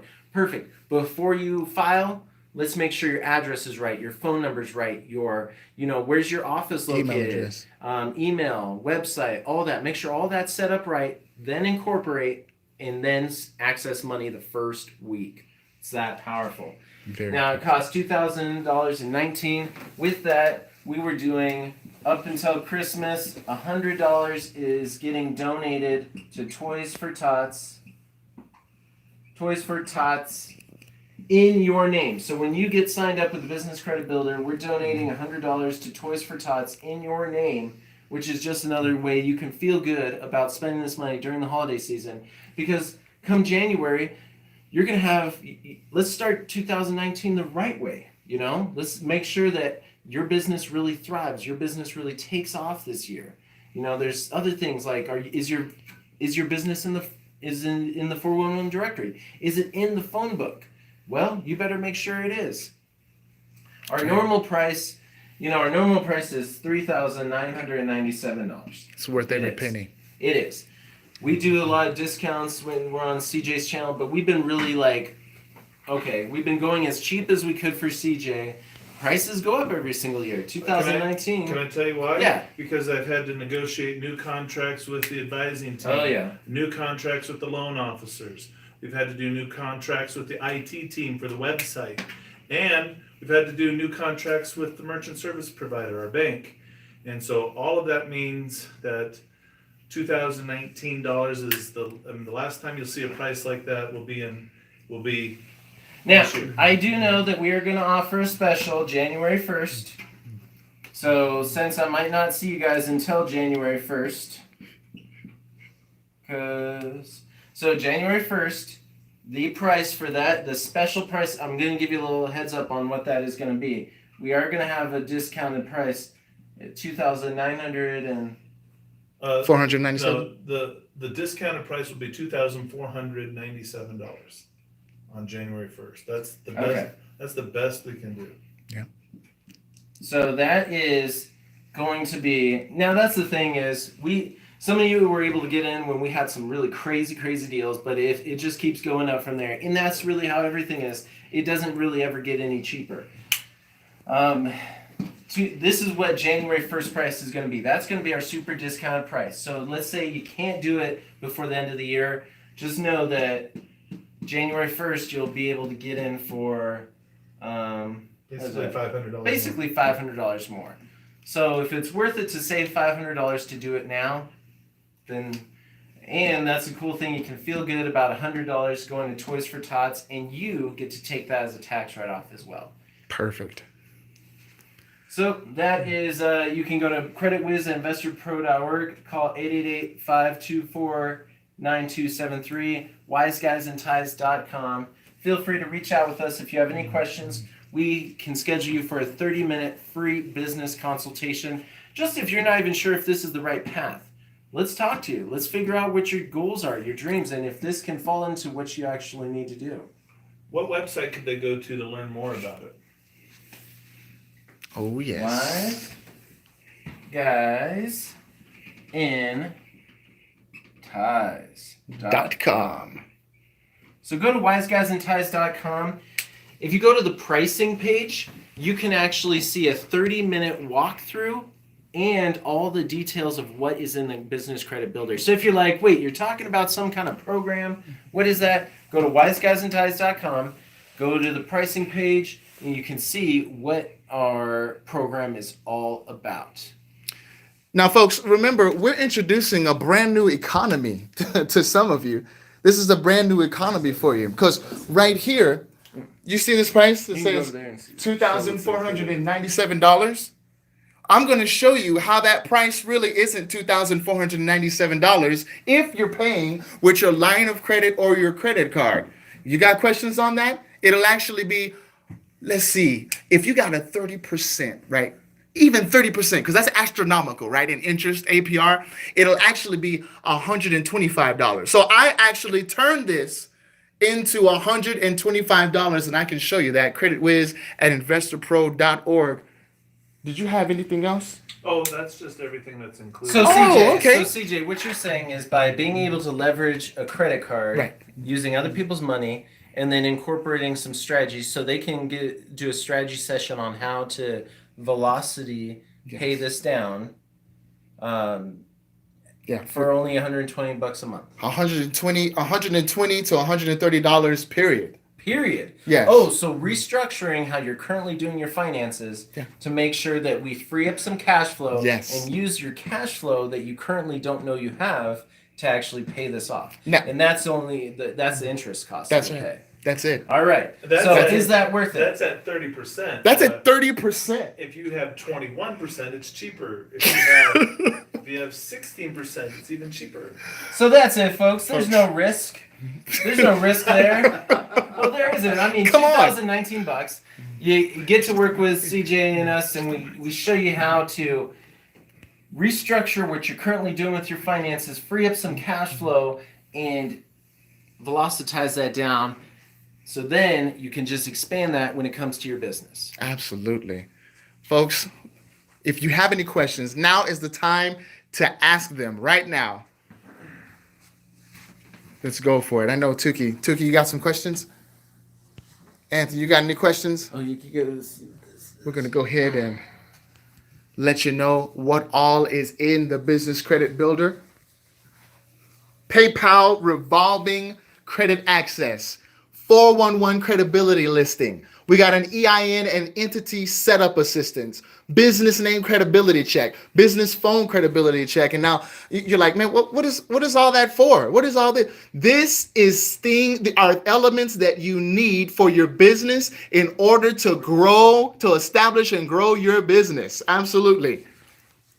Bank and merchant account setup assistance, business credit report and score training, all the way down to access of high limit cash credit cards, as well as saving 90% of full credit monitoring. Now listen, we're not only in English, folks.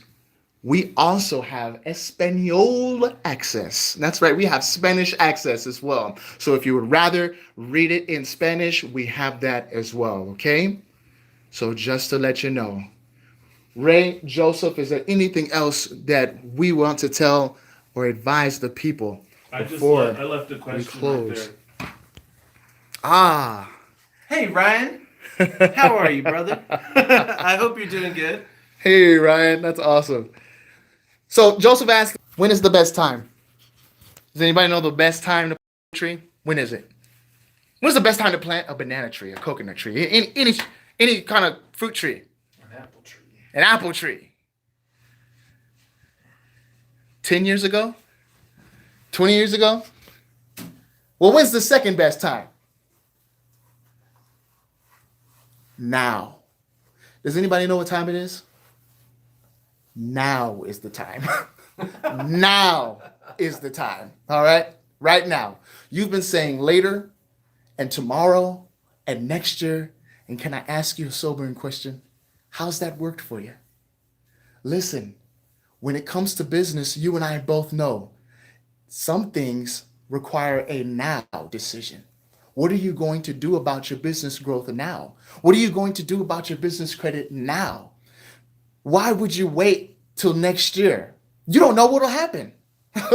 Maybe the best time for you to start is right now so that you can start building that business even better the next year.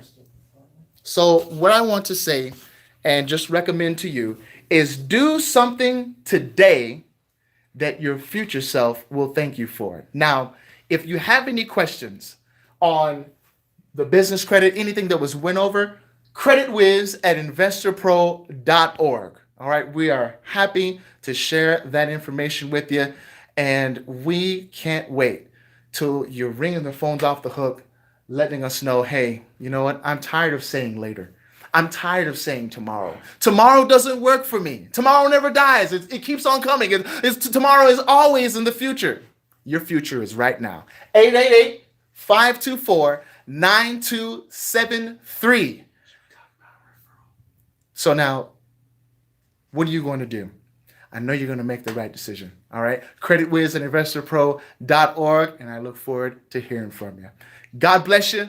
And you have a good night. Merry Christmas. And Merry Christmas. Oh, oh, oh, oh, oh.